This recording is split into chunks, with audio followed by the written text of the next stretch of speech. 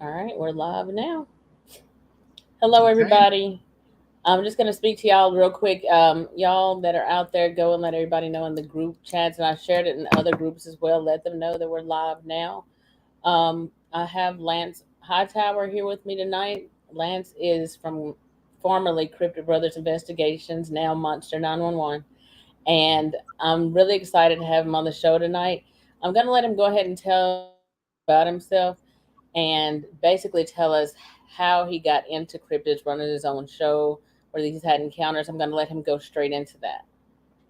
Lance, can you give Well, us a brief introduction of yourself and just tell us yeah, how you got into? yeah. Thank you for having me, Bettina. I really, really appreciate it. I'm very honored. So it's exciting to be with you tonight.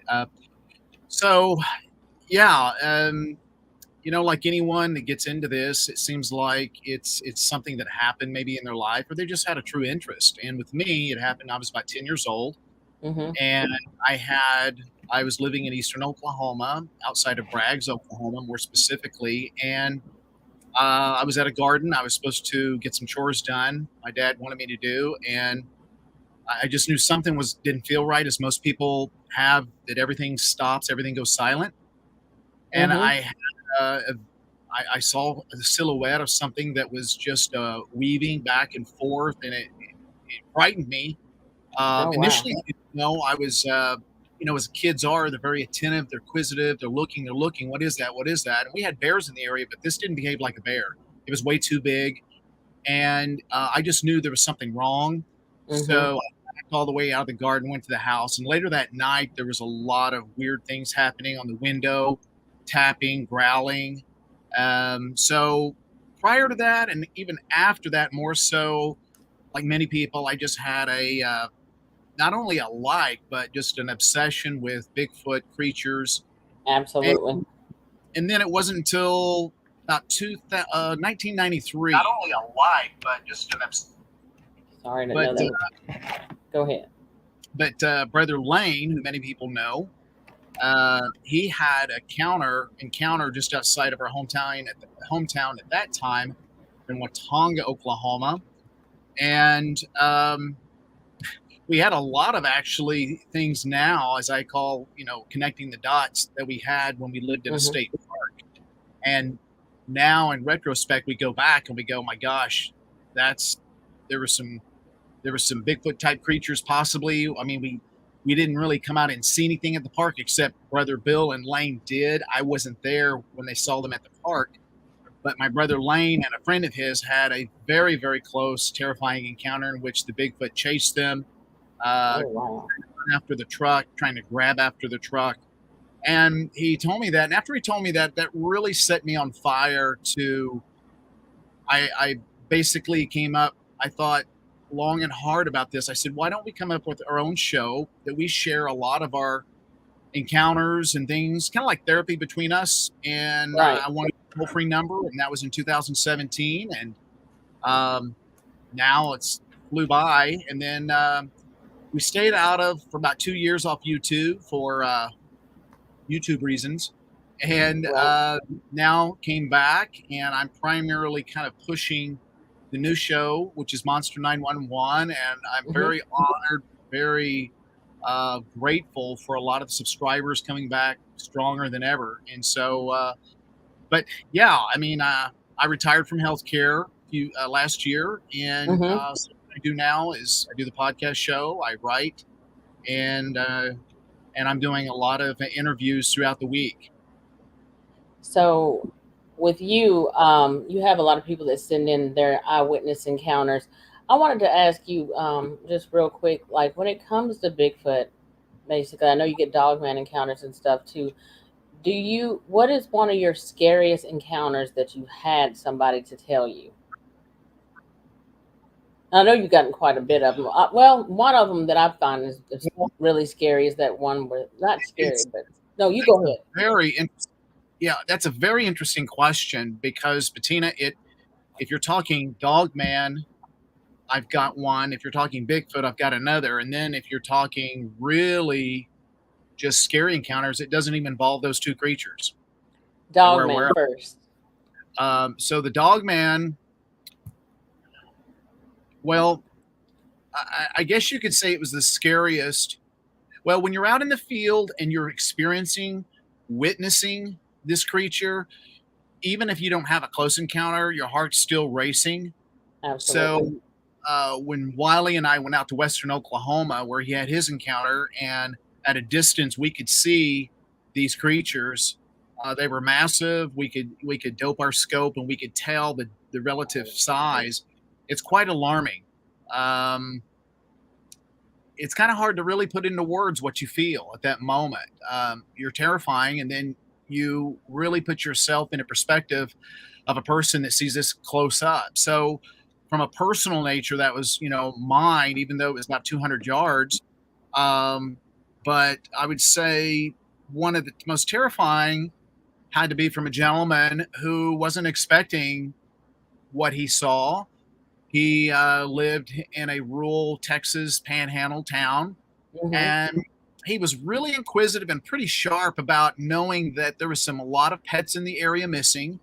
And he noticed it was like twilight bark, and he kind of followed that, and he told his buddy, he said, "Hey, we got a predator going on here, and I think I know where it's at, and I need you to come along."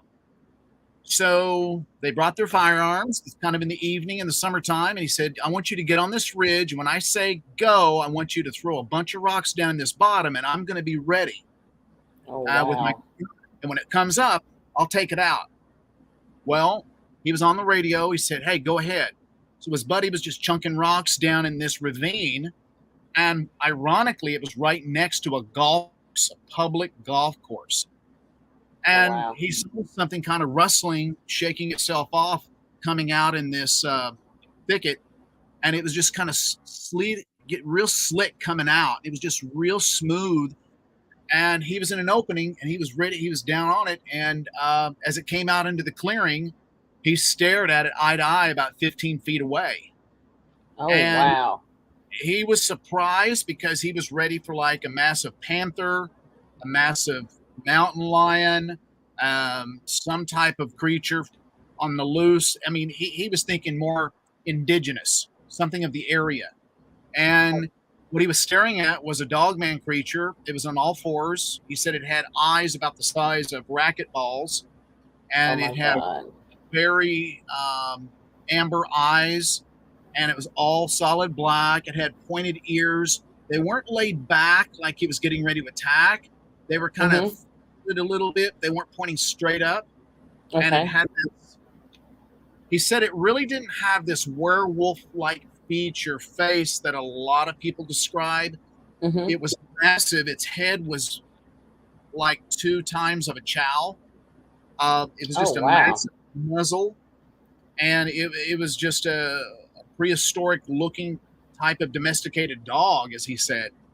And it saw him, and he said it had this, and I'll use his words, it had this intelligence that he was like, if it could talk, it was saying, "You got me. You got me. Just shoot me. You got me. You caught me."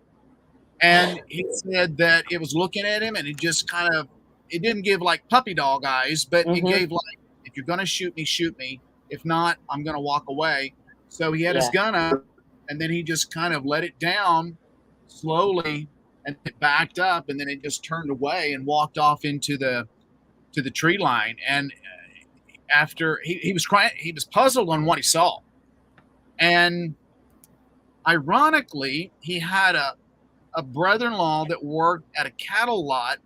And when you're at cattle lots, there's thousands of cows. Lots of cows die every day, and they call them carcasses.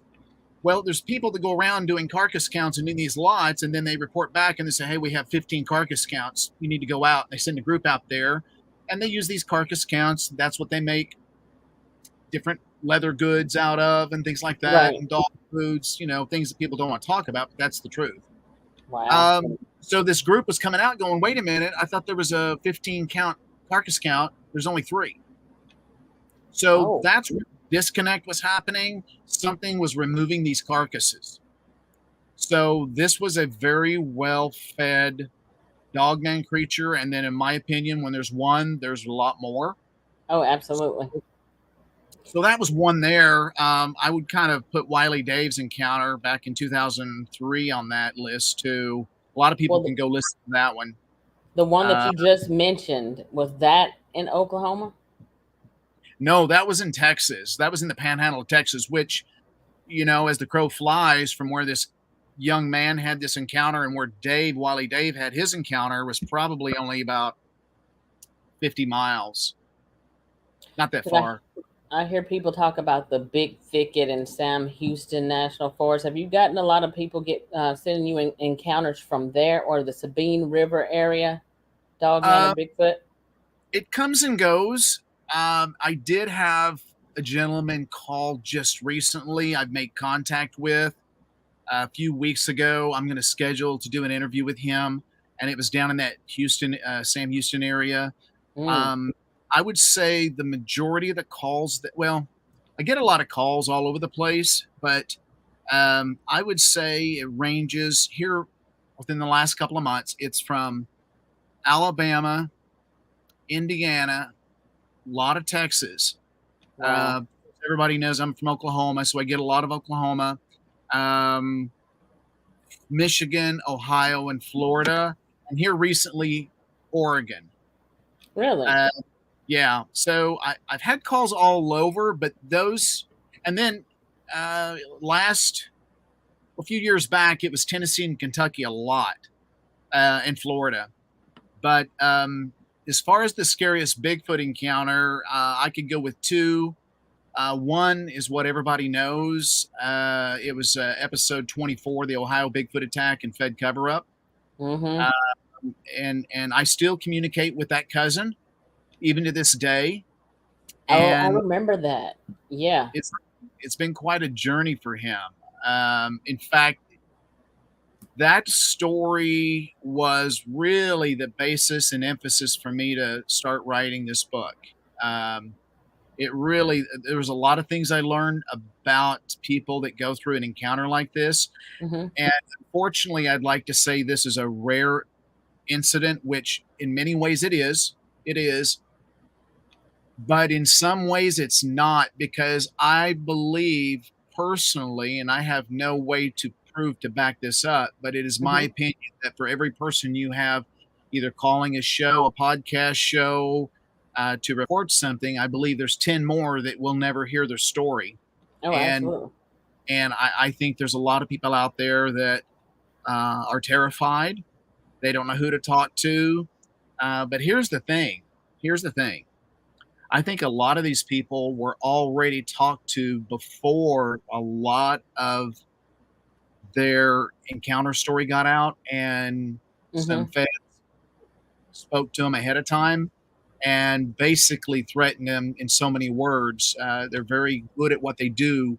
And as I've said many times before, they're not your friend. These people really do exist. And they go to absolutely no lengths they don't care if they ruin your life. And as this cousin in episode 24, they Mm-hmm. did just that and more. Um, but the other encounter I can think of happened right at the Oklahoma Texas border, where a gentleman in law enforcement took his father fishing, and I'm going to fast forward here, but Okay. um, they were fishing at night in the Red River, and they had a Bigfoot come from across the river that was really, bluntly put, was pissed off, Oh, and they did wow. nothing. They were sitting in their chairs getting ready to do some night fishing, and the father had already got into the truck and started it. He didn't know what was going on, but he didn't want any part of what he was hearing. And as soon as the Bigfoot came over the ridge and he was pushing his body up to climb over that ridge, he was coming from an embankment climbing up. And the gentleman said Oh. that he could feel the tremors of the impact of his hand Mm-mm. up the wall, rather. And being a law enforcement, he had a firearm and he shot the Bigfoot twice in the chest, Mm-hmm. and it fell back into the river. He heard the splash. That Monday, he was at work. His supervisor said, "Hey, before we get going today, I want you to talk to a couple people." And he didn't think anything of it. And he got into this room, and there was a Texas Ranger, Mm-hmm. an Oklahoma game warden, and two people. One person is in a suit and glasses, no identification. Another person looked like a biker dude. and they were sitting across the table. The person that did the most talking was the Texas Ranger. He scooted his chair up and he said, "Why don't you tell us what happened Saturday?" And he goes, "What?" And he goes, "Don't play dumb with us. Tell us what happened Saturday." What? And So, nobody had called them at all. well, here's what he thinks. His dad was a former law enforcement officer, and he thinks his dad was so shook up, he told his retired other buddies that went, however you want to look at, up the chain, down the chain, sideways, backways. Absolutely. And it kind of got spread around to the point where it went to that Superior, where he was a law enforcement officer in a very, very small town. And that got to some other people, and it basically spread like wildfire. That was Saturday. So by Monday, he was already being spoken to, which is quick. So I asked him the same question, and he basically, the Texas Ranger said, "Listen, what do you think you shot?" And he goes, "Well, I shot a Bigfoot. I shot a Sasquatch." He goes, "What were you doing out there? Were you hunting?" He says, "No, I was fishing with my dad." He said, "Why do you have your gun?" He goes, "Why do you take your gun? Every officer that's off duty will take their firearm."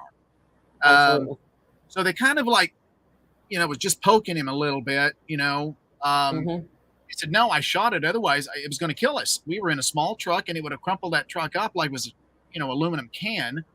And his father was shook up as well. And so he shot.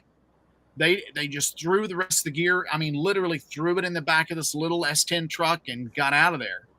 And the game warden from Oklahoma basically came in. Texas Ranger was a little pushy, and the Oklahoma game warden said, "Okay, listen, you're in law enforcement too, so I'm going to share with you. We've known about these creatures' existence a long time. Some are aggressive, some aren't aggressive. We don't know why, but we know they've been around for a long time, and they're all over. So since you're a law enforcement officer too, I would just suggest you keep it quiet. Don't go out and just tell everybody and their brother about this, and just keep it low, and just don't talk." And then he said in the meantime, he was communicating this with the Texas Ranger and the Oklahoma warden. These two guys off to his side was giving him a glare of death. They were just burning a hole in him, looking at him in disgust. They never questioned. They never said a word. They just had their arms folded and just look at him the whole time. And this gentleman, he said, "Well, I can take you exactly where it happened." And the Texas Ranger said, "No, you're not going to do it. You stay put and you shut your mouth." And that was the end of that conversation. But the story doesn't end there. What was really interesting is about a week later, he lost his job. Never told anybody. He just lost his job, and he went to his superior and he said, "He's out of work for a long time trying to get a job." And he said, "Lance, I really think that incident's following me, but I haven't." This was after the fact. Years later, he's sharing the story, and he said, "I didn't tell anybody. It was eating me up."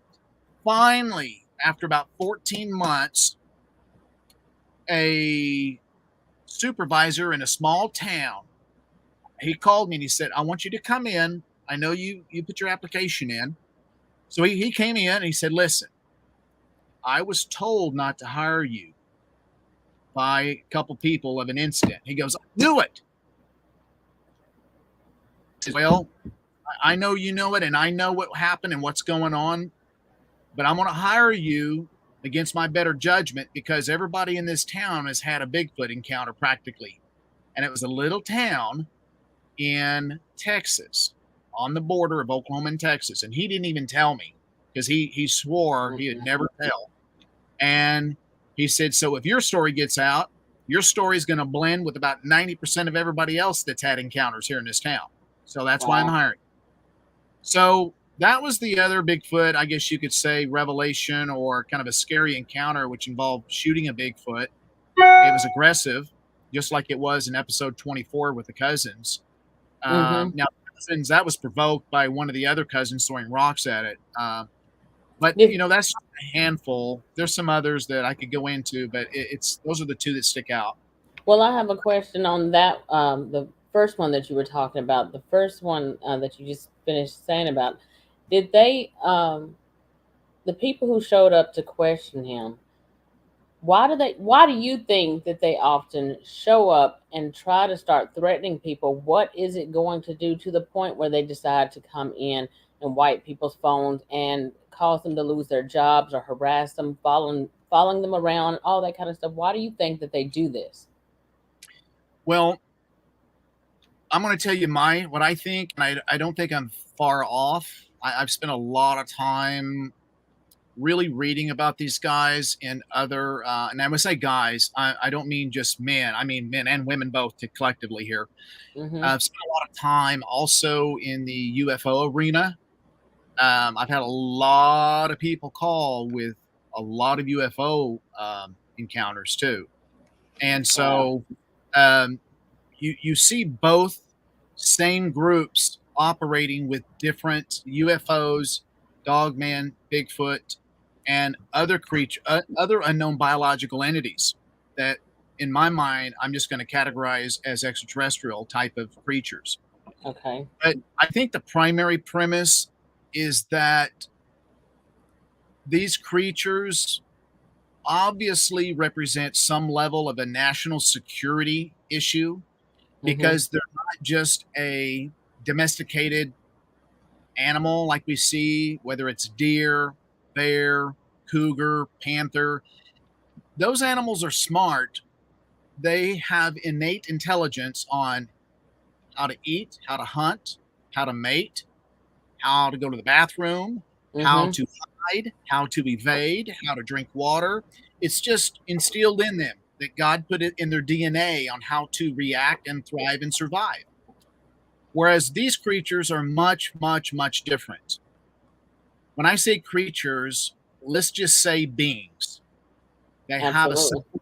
they have a self-awareness just like we do. Now, when I say that, I'm not saying they're human. Mm-hmm. I'm saying that when we're in the woods and they're in the woods, I'm going to bet on them that they're a little bit more, they're smarter on navigation and Absolutely. and being stealth-like and just navigating in the woods a lot easier and more cunning than you or I. Absolutely. So they represent a national security issue, and I think the reason why is that they're extremely smart. They have supernatural abilities as far as strength, agility. They have a cognition that is a lot different than any other creature indigenous in the woods in North America. And they have family units. They have a language. Mm-hmm. A lot of people will use this cliche. Well, if they're alive, how come I haven't found one dead on the ground? Well, we're talking oranges and apples. If a deer dies, a deer doesn't have Absolutely. enough awareness or sense to bury its dead. It just is and goes on about its way. Whereas these creatures, I believe they do bury their dead. They're extremely good at that, and they understand that humans, they may not know us as humans, but they do understand that we may be seeking them. So they cover their dead. Mm-hmm. That they do have emotion, obviously, and they do it out of courtesy. And I'm going to go as far as saying they understand compassion and love. And they may not call it that by no means, but they do have some level of compassion for their family members and clans members, or whatever the unit you want to categorize them or call them. But this national security issue, I do believe these creatures are responsible for missing persons, Mm. deaths, unfortunate deaths. And so I think that being that they're self aware, highly intelligent, so cunning, very sleuth, that this represents a big issue for our government. And so they send these people out that are never elected, they're appointed, and they're Mm-hmm. from all walks of life. They're from various branches of the military, as well as private civilians that are contracted that have certain skills. Wow. And they're held to the same standards of high secrecy. And this group is paid very, very well. And in my opinion, it's very compartmentalized. You have groups that go out for this dogman type creature, this biological entity as a canine type creature. They Hmm. specialize just in the dogman creature. Then you have others that specialize just in Sasquatch. Then you have others that specialize more in the UFO.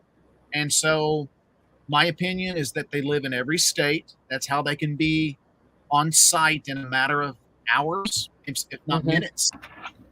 And they've I was got wondering about that. level clearance. They have top level clearance as high as it goes. So whatever they say goes, and they do not have to follow the laws of the land. Now, I had a few questions on here. You were talking about you thought that they were supernatural beings as well, flesh and blood. Now, do you believe it's possible? Because I feel like there's flesh and blood and supernatural because we know all the physical qualities of them. They eat and have kids and all that kind of stuff. But what about the supernatural qualities? Have you gotten a lot of those cases? And do you feel like that they're Nephilim? There's a lot of different theories out there. What do you think they are? Yeah, so that's a good question because I know with the podcast shows you're going to hear a lot of different Mm-hmm. who shoot, don't shoot, where'd it come from, Mm-hmm. somebody was messing with DNA they shouldn't have. There's a lot of explanation, but for me personally, as well as my brothers and Wiley and everybody, we believe that. Now, I'm going to say before I answer that I do truly believe that there are beings on this earth that are extraterrestrial in nature. I Mm. truly believe that. I don't. Our universe is too expansive and too just massive not to have other life. So not everything that's on this planet is terrestrial in nature. I believe it's extraterrestrial. But getting back to the Bigfoot, I believe that they are. There is a biblical association with them. I do believe that when you look in the Old Testament, the giants of old did not die out in Noah's flood, as in chapter 6, verse 4, I believe. But if you go Right. back, it was the Nephilim were in bondage. They had offspring called the Gibor, and then you get into other giants that still persisted to disrupt the lineage of Christ. So, and there's other chapters and other books getting into Job and the Book of Enoch and other that talks about the beasts that roam the earth and that Mm-hmm. talk about the fallen angels. The fallen angels, what is that? I'm being very generic here, but I Oh do yeah. believe there is a biblical association with understanding these creatures because the words in even in Genesis, the giants had supernatural abilities, Yes, and they did. that's right in that's the biblical um, um, term and the terminology they use in Genesis. And when you get the Strong's Concordance, it really breaks down a lot of that too. That's really quite fascinating. Um, so anyway, that's kind of our belief. I mean, all of us are Christians, and a lot of people have asked us a long time ago, doesn't that just disrupt or shake your belief? And actually, quite Mm-mm. contrary, it actually solidifies the belief. Therefore, um, Absolutely. this is how we can go out in uh, very remote areas at night. Mm-hmm. Uh, and do what we do. And we're doing some shows now that um, I tell people not to do, Mm-hmm. but um, you can bet one of the things that I'm doing behind the scenes is everything that I have with me. Everything there's blessings. We have prayer blessings. We go out before we do what we do. It's very interesting. Here's the thing. It's very interesting that in every interview I've ever done of Sasquatch or Dogman, it doesn't matter. Anytime a person that had a close encounter, anytime that the person was so frightened, or they used the word quickly, Jesus Christ, or anything like that rebuke, every Yeah. single time these creatures left. And you're the second person to say that. Well, not you're not the second. I've heard quite a few people say this, but I just interviewed Coonbo Saturday, and he Yeah, said the exact same thing. I think Scott Carpenter also is of the same belief, and I agree with you on that. My theory on it is like the Nephilim theory. I guess the Book of Enoch goes even in greater detail discussing it. What the Bible kind of, well, I don't want to say left out. This is some of the books that were taken out, but it mhm, has, like in the Book of Enoch and the Book of Giants, where it's talking about these beasts and or abominations, these creatures that were intermixed. And my theory on it is, if you have, like with the Genesis 6 giants, the fallen angels having offspring with human women's, and the result of that was giants. Well, if you have a fallen angel, I don't know if it was like some kind of um, gene splicing, or if there was like actually intercourse with the animals. If that's the case, then I'm looking at that as that's a possibility too. I don't yeah. know. Well, if you, my brother Bill and I did an episode back. I'm trying to remember where we broke down in layman terms the genetic analysis um, of what DNA strands produce large, specifically the DNA. I'm trying to think of the episode right now that was. Um, it's escaping me right now, but in there is, the sons of God, the sons of gods, with the giants. Mm-hmm. Not out of the question that they did mate with ladies, and then you can still have that giantism extend on. And actually, the wars of old were typically, a lot of them had giants in their battles, in their wars. Uh, Yes. so it's not out of the question that people think that these are just kid Bible stories, and that's true, but a lot of it is not. It's real. It is very real. Absolutely. The Bible's real. And when you get into where they talk about, the fallen angels, where a third of the angels were fallen. In other words, Mm-hmm.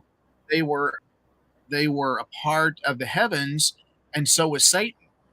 And that, but Oh, he took absolutely. a third of the angels with him, and they came down onto earth, and that's where sin is on earth. And so a lot of them were to roam the earth in maybe unpleasant ways as beasts. So if we think of that, it's really not too far of a reach to think about that, even though the term Sasquatch, Bigfoot, Yeti, Booger, Skunk Ape, those terms are Right. not in the Bible. But the books that you're speaking of too, and Job and Enoch, absolutely. I mean, Yes.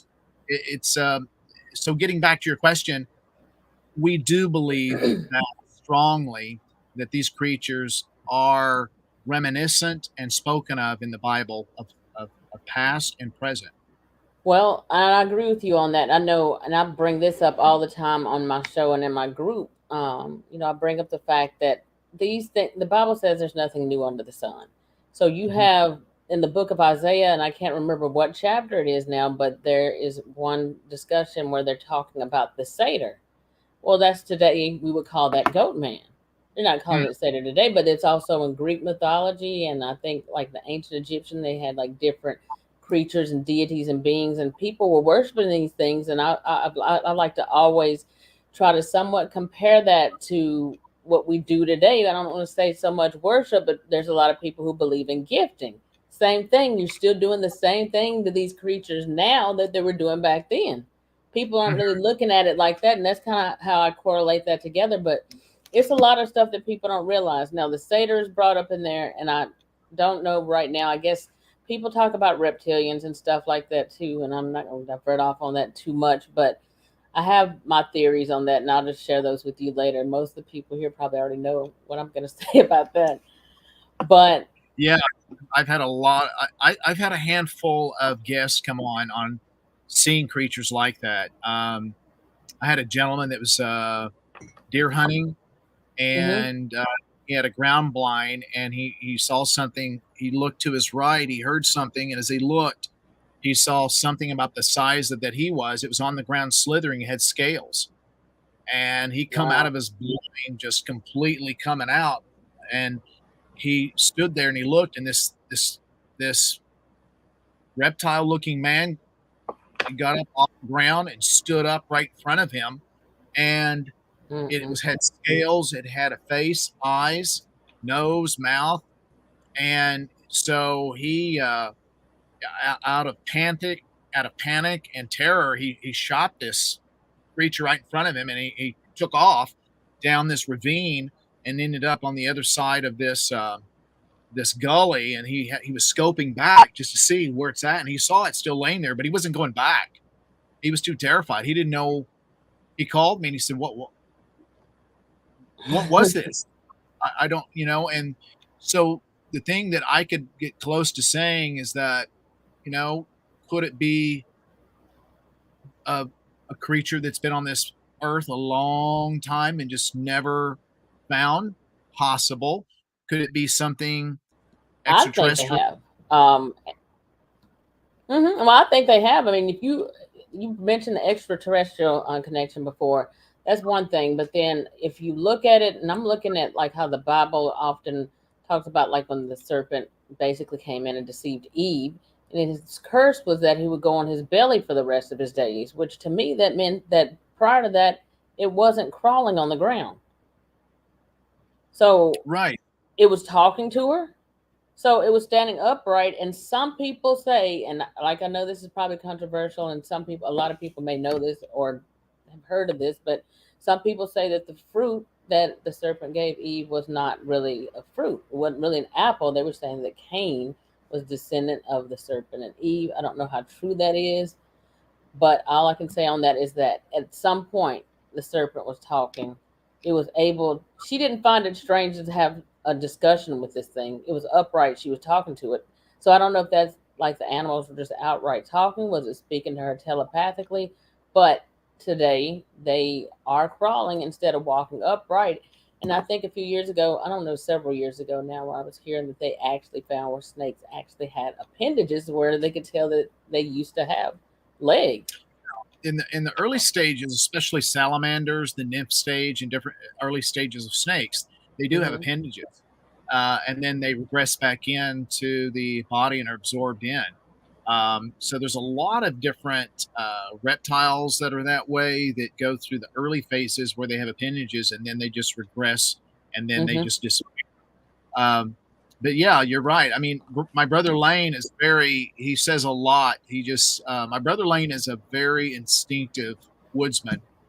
And he said, if people only knew what is going, what is roaming around at night in their neighborhood, in their alleyways, in their Mm-hmm. farms, and never leave their house, because there's a Oh yeah. lot there besides Dogman and Bigfoot, unfortunately.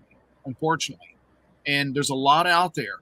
And it's just that we don't always see them because there's either not many of them. They're very keen on not being seen, so they're extremely fast. They tend to operate in the cloak of darkness, and they're in, they're out. And these dogman creatures are no exception, but Mm-hmm. there's many times they have been seen and want to be seen in daytime, obviously, from a lot of these encounters. But many Yeah. times they operate at night too. So, but I'm with you. I believe that there's a biblical aspect, absolutely, and so it doesn't shake my faith. It actually amplifies and supports it very much so, and Mm-hmm. therefore we don't go out, especially at night or any time, without having blessings and prayers over. When I go out by myself a lot, which I do, Mm-hmm. uh, as well as, this may sound a little strange, but I pray blessings over my firearm, and that I hope I never have to use it. But if I do, I shoot straight and true, and to protect myself. And so I've never had to Absolutely. use it, but that is, if there was one big secret that everybody should take of what I just said, if you go out and investigate, is have prayers and blessings aside from telling someone where you're going and planning for the unexpected. Have prayers and blessings set upon you before you go, and Mm-hmm. that knowing that the name of God, the name of Christ, is the power that will protect you. Absolutely. And so that sounds, I know, in some cases, a little strange for some people to swallow, but I'm telling you the truth. And so, No, I what can agree it with hurt? you. Yeah. And so that's what I do. That's what we do. And we've never been harmed. And we've been in some close situations that's been a little unnerving, but, um, you just kind of know how far you can go, I guess you could say. Um, but you got to go in there using this Mm-hmm. and not barreling off into a place. You got to know a little bit about what you're doing and trusting your other members. So yeah, Now, when you I, go out, or you have like quite a few, like a large team with you when you go out there, what makes it to where you're not afraid when you know that these creatures are out there in the woods and what they can do? well, we used to go in a large group a lot, and I would always, and I have been on many times advocating go out in a small group. If you want to, it seems like the larger the group, in my opinion, this is just my opinion, the larger the group, you may encounter some vocalizations. You could, wood knocks, variety of things, and you could, Mm-hmm. find tree structures and whole host of various things. But the smaller the group, in my opinion, the better, Okay. especially at night when you could operate a little bit more quiet. Larger groups tend to be louder, and you actually, what a lot of people don't talk about is your scent. Scents Okay. carry. So I'm really keen about watching my scent. If I want to go to an area investigate and the wind's wrong, I don't go in. Okay. Uh, I'll go when the wind is right. Um, we talk about hearing and visual, and that's true. But scent is another thing you have to be aware of when you're out investigating. But back to your question, nowadays, since I live way out in the country west Mm-hmm. of Tulsa, and my brother's Lane's kind of in, he lives about 130 miles southwest Mm-hmm. of me, and everybody's kind of spread out a little bit. Um, Nowadays, I'm going by myself probably 90% of the time.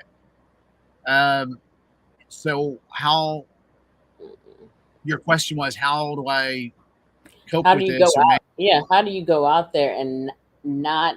Because it's one thing to deal with a bear or just any natural animal, but you're going out there, which for most people, like it's we call it Dogman, Sasquatch, Bigfoot, and all that. But to me, like even though I've had my multiple Dogman encounters, and they never approached me, they always just watched from a safe distance. So for Mhm. whatever reason, I feel comfortable still to this day going back there in those woods. I mean, I took coonbow back there a few days ago, but I just feel like when it comes to them, they have a whole nother level of cunning. Because in my experience, I've seen them actually cloak. I've seen them disappear, and it's weird because it's like you try to take pictures of these things, they show up crazy on camera, and then people look at you like you're crazy when you're sharing a picture with them because they're like, "There's nothing there. It's blurry."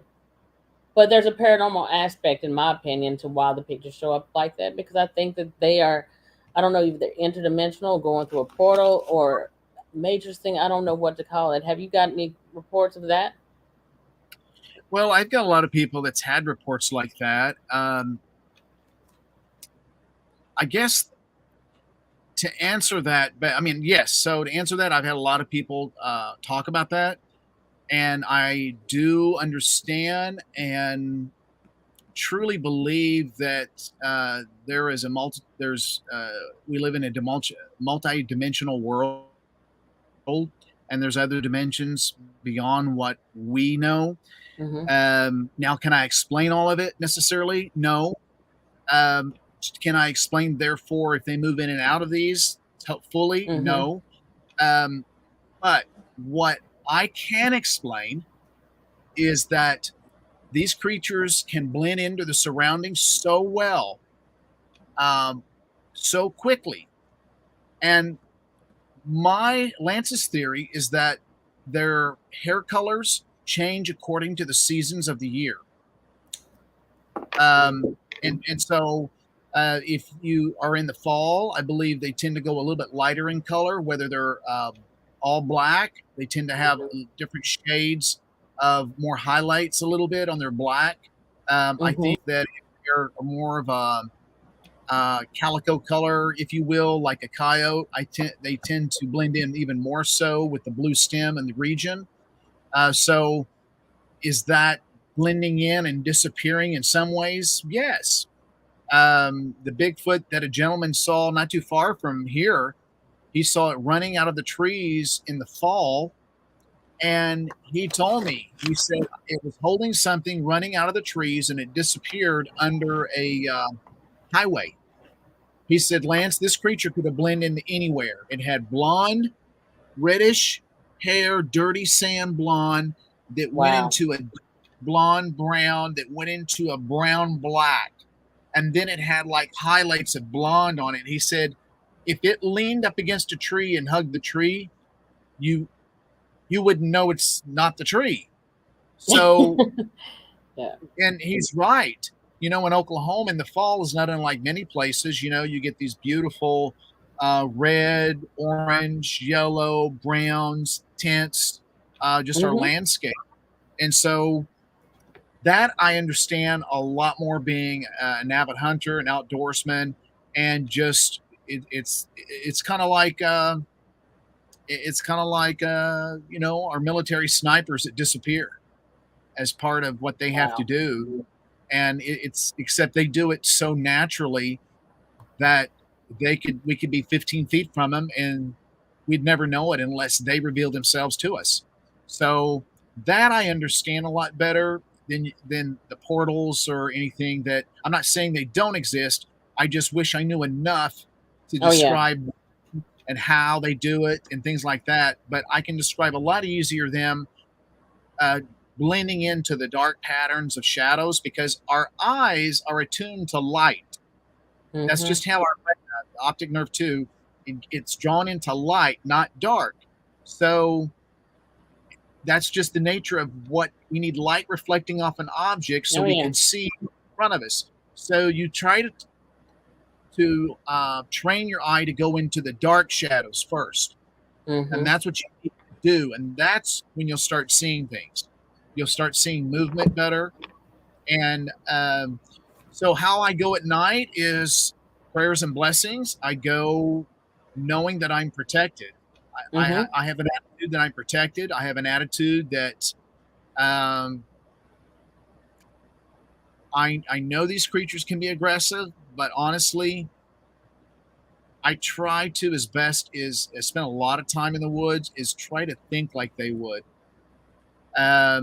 And not show aggression by what's in my hands or not in my hands. Absolutely. I don't walk around with a gun. I don't walk around with a camera in my hand. I walk around with nothing in my hand.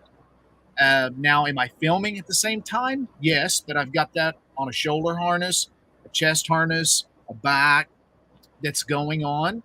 But I try not to have anything in my hand because I don't want to misconstrue of something that's rolling, that's lit up, that looks, who knows? They don't know if it's a gun or what. Absolutely. So I just kind of go knowing I'm protected. And I don't try to whisper. I'm using regular voices. I walk and I stalk a lot. So I'm kind of slow, but I'm very keen on hearing things and just being kind of sensitive to that. So that's just kind of. I want to know, no, go ahead. I'm sorry. No, I was just going to say, and then I have access to some specialized equipment that I can see thermal far, far away. Okay. I can see if there was anything in the woods a mile away, I could see it. I need that. It doesn't have to be right in front of me. I can see I can see something a mile out that shows up as a hot signature or a white dot Mm-hmm. against a dark landscape, and Mm-hmm. it was specially made by a gentleman. He's since passed. He was a really good friend. He was an electrical engineer for a military company, and he made us some special cameras. And we have a new camera that uh, he I don't know how he acquired some of the parts, but they came off a military helicopter, and that we're gonna put together here soon for you guys. Wow. Now, I'm not sure if everybody, some of them in the chat right now are saying that they can't wait. They're going to go over and check out your channel after the show is over with. Can you tell them, do you remember the encounter? I'm sure you remember this. The lady, and I can't remember if she lived in Ohio or where she lived at, but she actually killed a Bigfoot on her property, and I think that she got Yes, arrested. Can you tell them a little bit about that? I thought that was very, very interesting. yeah, that's why it's so hard to when someone asks me that the scariest encounters or interviews. That falls right in there because there's such a mixture of them, and I'll just say my heart goes out to a lot of these people, and Mm-hmm. that's kind of what I'm kind of known for, is just trying to study the cognitive thought, how people process this. That it's real, and it can ruin their lives if they don't get a chance to share it. But anyway, this encounter that you're speaking of took place in the center of Florida, and it was relayed to me by a very, very good, dependable friend. I was not there, but I've known this gentleman a long time. We were friends way before this occurred, and he lived right in like Sasquatch Central, as many parts of Florida really is. But Yeah. where he lived was a very, I don't want to really say it's a remote area. It has people living. It's kind of like where I live right now. We've Right. got neighbors dotted here and there. We've got county roads that are paved, Mm-hmm. but it's not highly congested. I live in Kind a of very few and small far town. between. Yes. So he lived, I'll try to be brief with this, but basically, um, he lived maybe 150 yards from this trailer that this lady was living in with her kids. Mm-hmm. And it's just her and her kids. And long story short, we think that she came upon this Bigfoot outside her house as she was pulling up. She was coming off work. She had groceries. The door of her car was still open. Her purse was on the ground. There was my buddy that relayed this didn't know what was going on at first. And then him and a neighbor were outside because she had just seen that Bigfoot at her place across the street. Well, Right. this Bigfoot we think was the one that went down the street and was looking in the windows, and the mother pulled up. Well, we think that she obviously was a good shot, or it was very lucky. She dropped this Bigfoot from behind. It fell kind of toward the end and back of her trailer. And when the gentleman that was relaying the story to me, as well as the neighbor across the street, went to find out what was going on, because the police cars were just one after the other. Excuse me. Mm-hmm.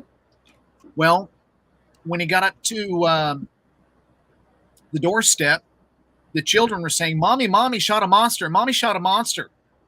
Oh my God. And the sheriff was looking down at the kid, looking over at my buddy, saying, "You go ahead and get in there with your sister right now.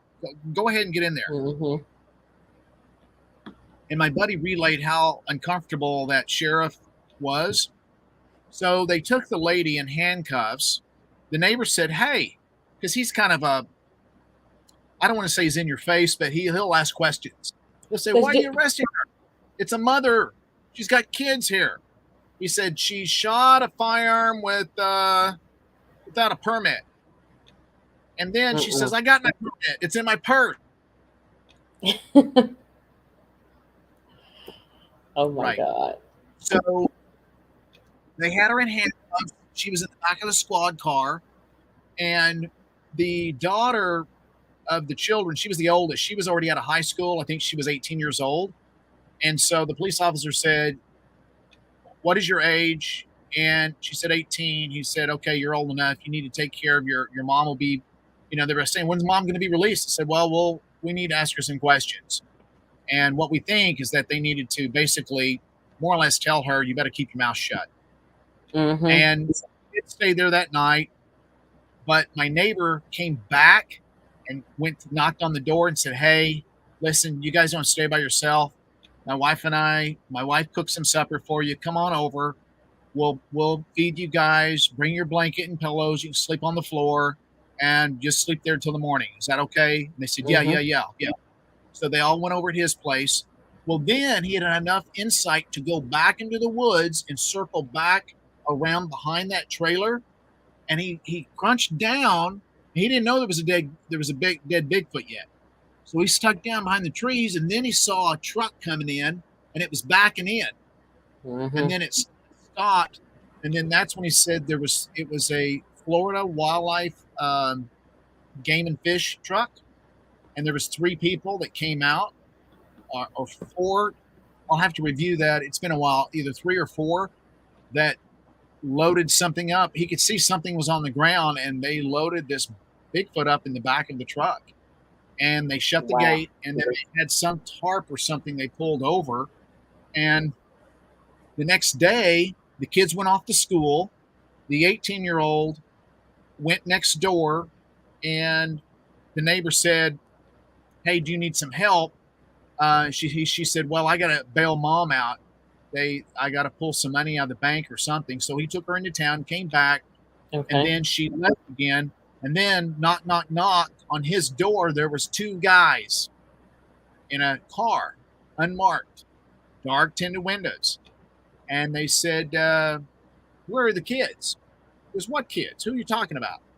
He said, "The kids were over there." He said, "They're in school. Who are you?" "That's none of your business, sir. Are they coming back?" He goes, "Well, they're in school. Yeah, of course. That's where they live." So he said, "What's going on? Who are you?" And they said, thank you. Good day." And they left. Wow. So he thought, this is really weird. And so he got in his car, and he thought he would drive down that block, and there was a U, kind of like a little cul-de-sac that turned around down the end, then come right back. And then so he thought, I got to get to town anyway. I'm going to go ahead and drive down and make a U and then go back into town. Well, when he did that, the back of her trailer, there was like an SUV with 2 guys. They had gloves on, and they were raking the ground. And they had government tags on. They were raking the ground, and he looked at them. They looked at him, and he just kind of like paid no never mind. It's like, oh gosh, I know what those guys are. So he went back into town, and they followed him all in town until they came right back. And he got another knock on the door. "What did the kids tell you?" 2 different people. He said, "Tell me what? What should they tell me? They killed a..." And then he was smart enough to say a bear. The mother killed a bear. And the kids, he said, "Are you sure that's all they said?" "Yeah, they killed a bear. What's wrong? Is mother in trouble or something?" He's trying to weasel something out of him. And they were just really stoic. They were just, no, we're good. We're good. You don't need to know who we are. Good day." And so they left. And then the next day, when he found out the mother was bailed out, she had already loaded up a U-Haul, and she was gone with the kids. Oh, wow. Didn't come back. And he really wanted to talk to her, but he thinks that they basically told her in no uncertain terms, "You need to leave. You need to leave." And that is very mild compared to a lot of people that have encounters, accidental shootings of these creatures, or intentional shootings, or they're injured by these creatures. These people, if they know about it, you'll get a knock on your door. The best thing to do, honestly, you're going to be monitored. whether you fib or not, you're going to be monitored. So just go ahead and know that. And your phone will be monitored. Just know that too. But I would just play dumb about it. Oh yeah. I would lay low. In other words, I wouldn't post anything on social media.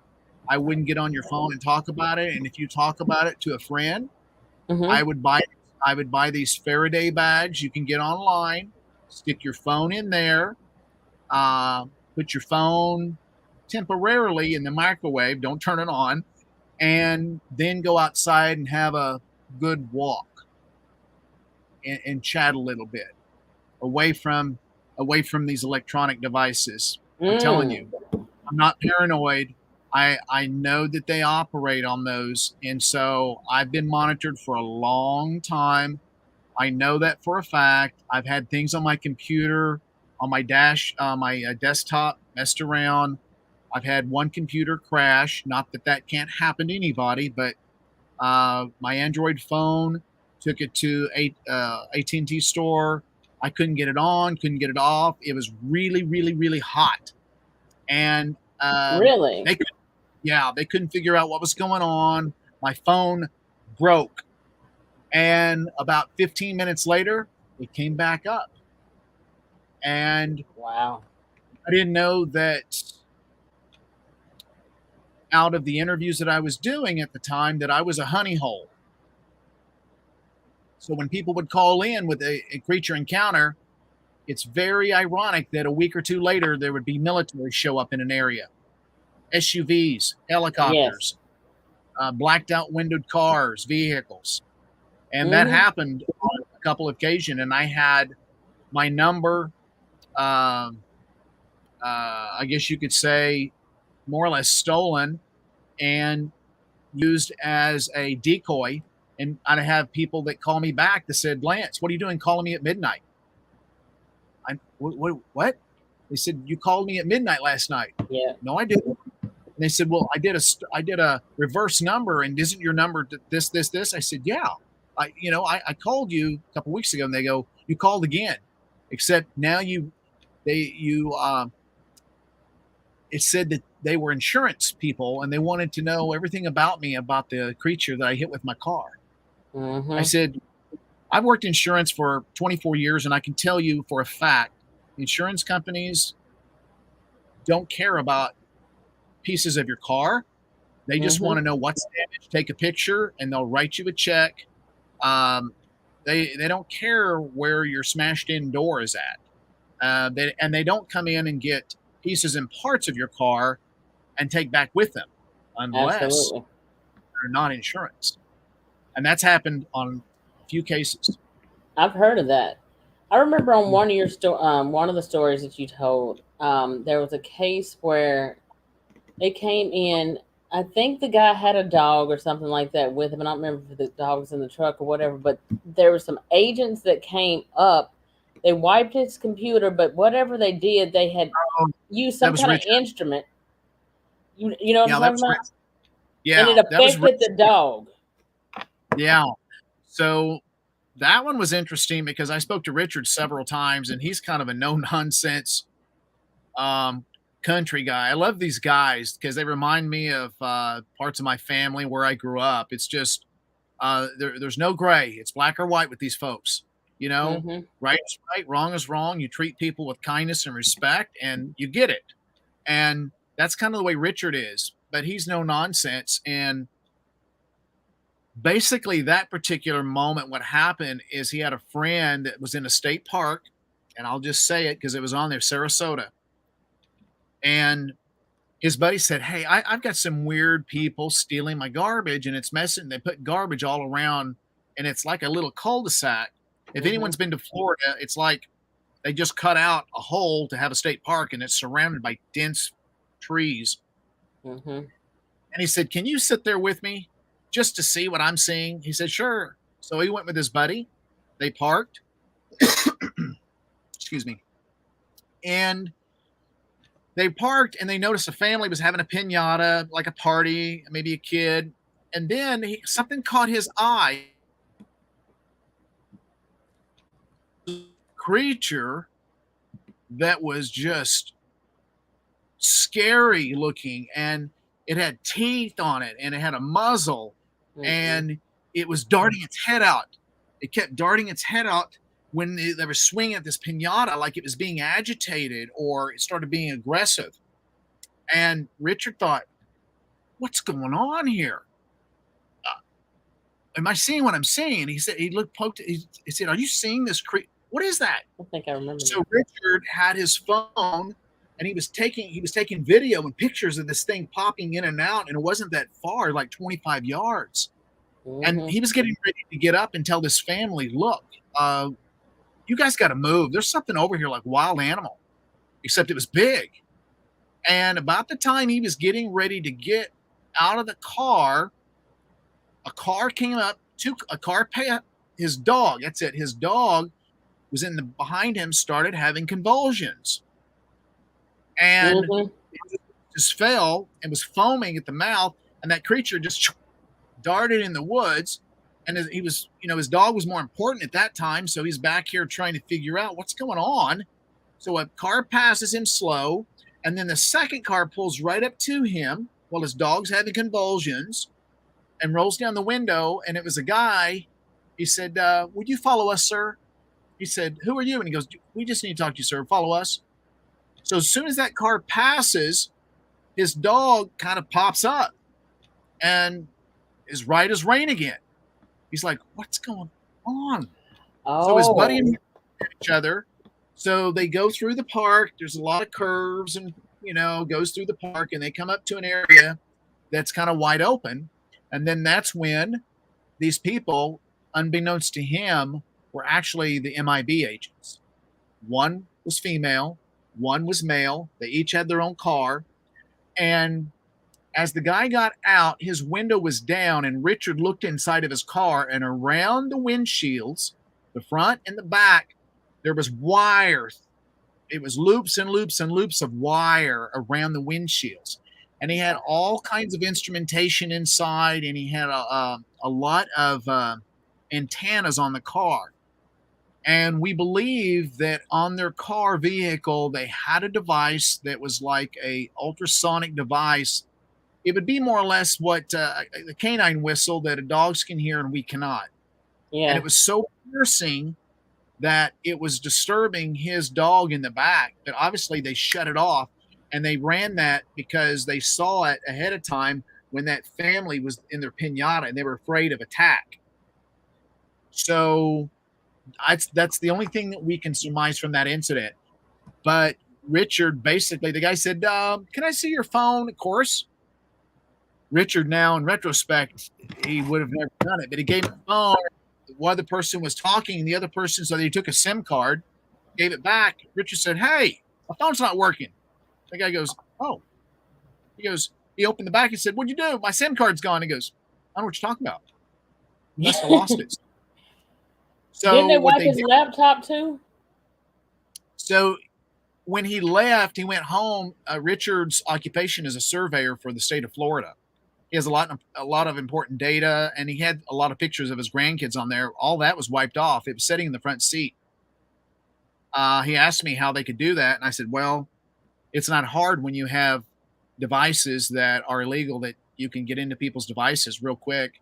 I said, so I'm sure they had something like that, and they don't have to ask permission. They just do it. The hard part is, I told Richard, I said, they don't have to operate in the bounds of any law. They just do it, and then they play dumb about it, which they did it, but they've not introduced themselves. You don't know what agency they work for, so who are you going to report them to? Absolutely. So Richard spoke with me, and I said, here's what you do. Go back, and you talk to them and tell them you know what they wanted. And if they'll give your pictures back, they can have the video and the pictures of what you took of that creature. So he went up, he found the car. It was still in the state park, and he knocked on the window. He knocked on the blacked out window. He rolled it down, and the guy got out. He said, oh, it's you again. He said, yeah, I know what you finally wanted. I wasn't sure, but I know what you wanted, and you can have it.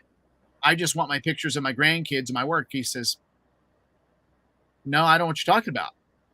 He said, but next time you and Lance have a talk, you got to think of something better. So he heard the conversation we had on our phone or his phone. I mean, so they know me. Wow. They know me, and that I could go on with that because it even goes into other stories, but that's just kind of the gist of it. Richard later took his phone to a geek store because it was having some problems, the same phone, and the kid took it to the back, and then he called the police. 15 minutes, police comes, and the geek guy talks to the police kind of in private, and Richard's like, "What's going on?"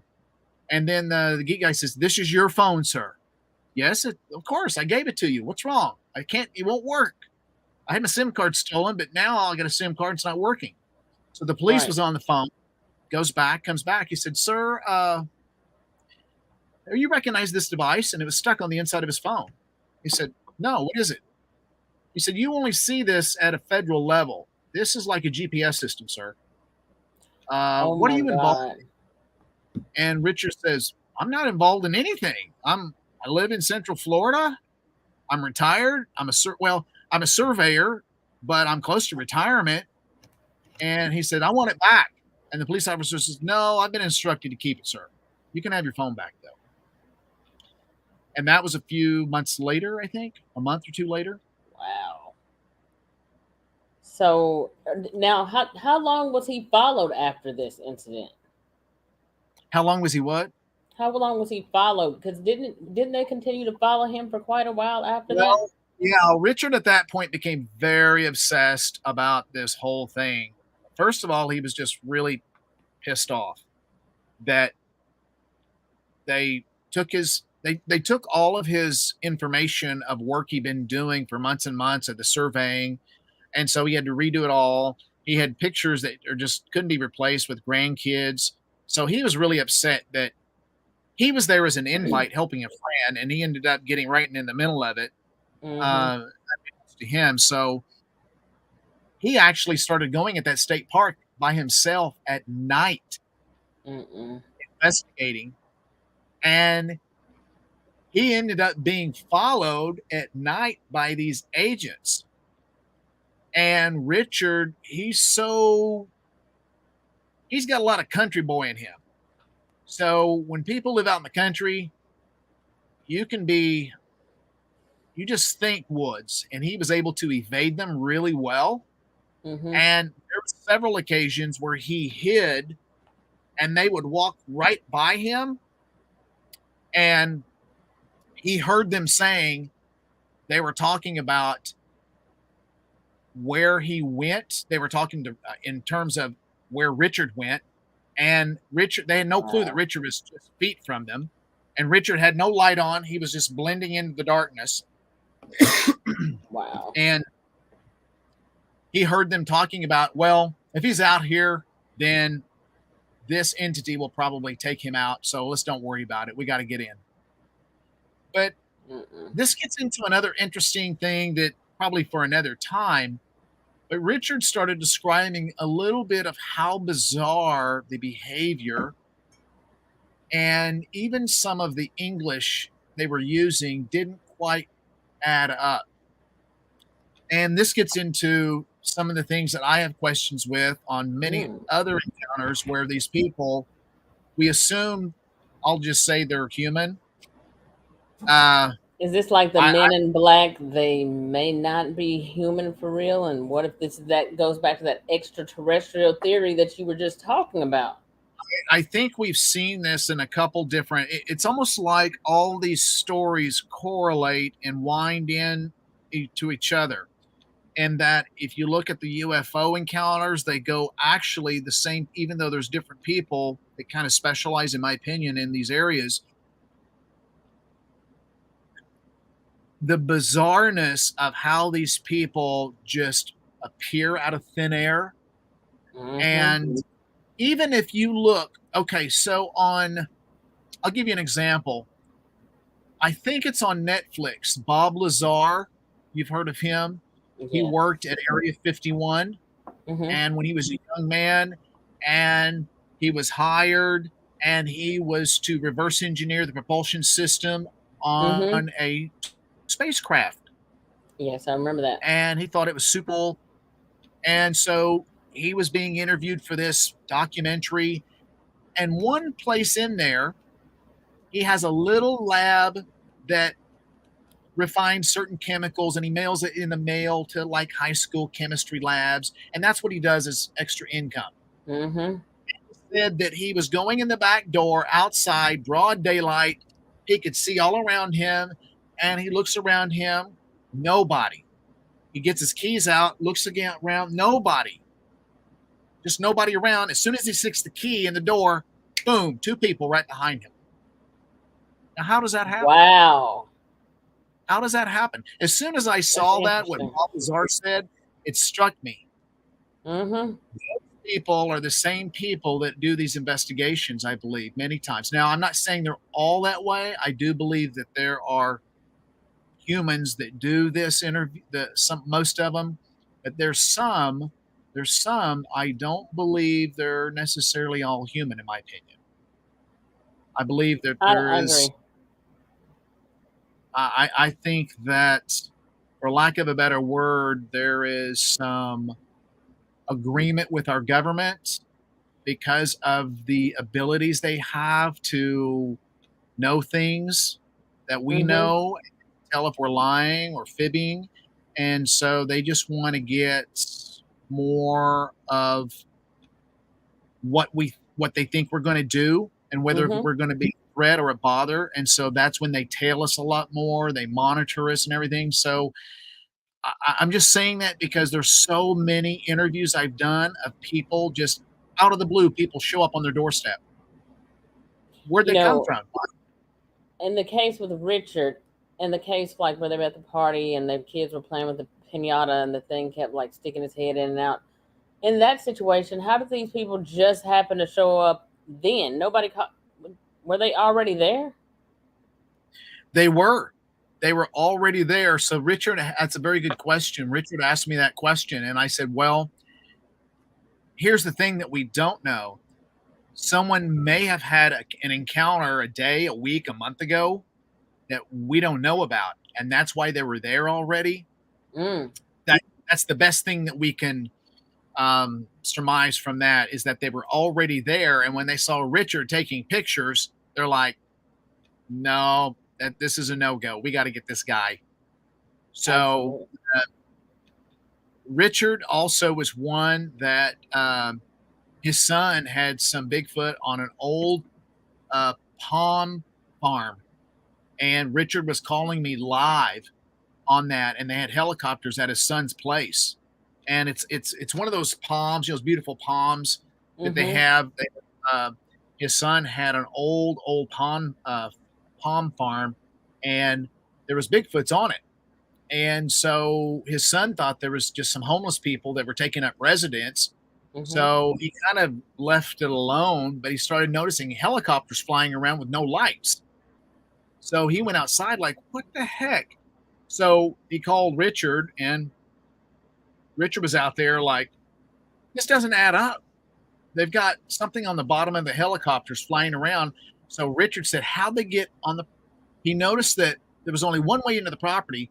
So he walked along the perimeter and came in from the backside. And that's when he saw that they had came in a different way and cut the fence. And they had gone in the backside, and they had a van with like a cage in a van. They had camouflage on, and he was crawling around on his hands and or his stomach and hands and giving me play by play what was going on. And Richard is kind of a no nonsense kind of guy. He just gets in there and gets it done. But he became Oh obsessed wow. with it. He was upset about it, what they did to him, um, and that he actually made close contact with his MIBs, and they were monitoring him. They were monitoring me, and it's just a bizarre. That is weird. Reality is stranger than fiction. And I haven't spoke to Richard in a while, but it was just a multitude of things that transpired that it does not surprise me. Florida and many states have a lot of sightings, Oh yeah. and how many other sightings that were like Richard's we'll never know. We'll never know. It's just Richard was bold enough to call, Mm-hmm. uh, courageous enough, and that's really what people are when they call in. But Bettina, I think there's literally thousands that never call in. They're threatened. They're Oh yeah. terrified. They don't want to be judged or they're ridiculed. And a lot of them, maybe it's because they hold an important position in the community and they don't want to be looked at as a fruitcake. Mm-hmm. And so it may mean the loss of their job.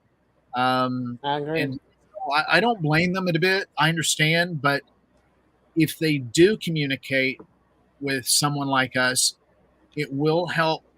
Sharing is good medicine. I always like to say that it's good for the soul.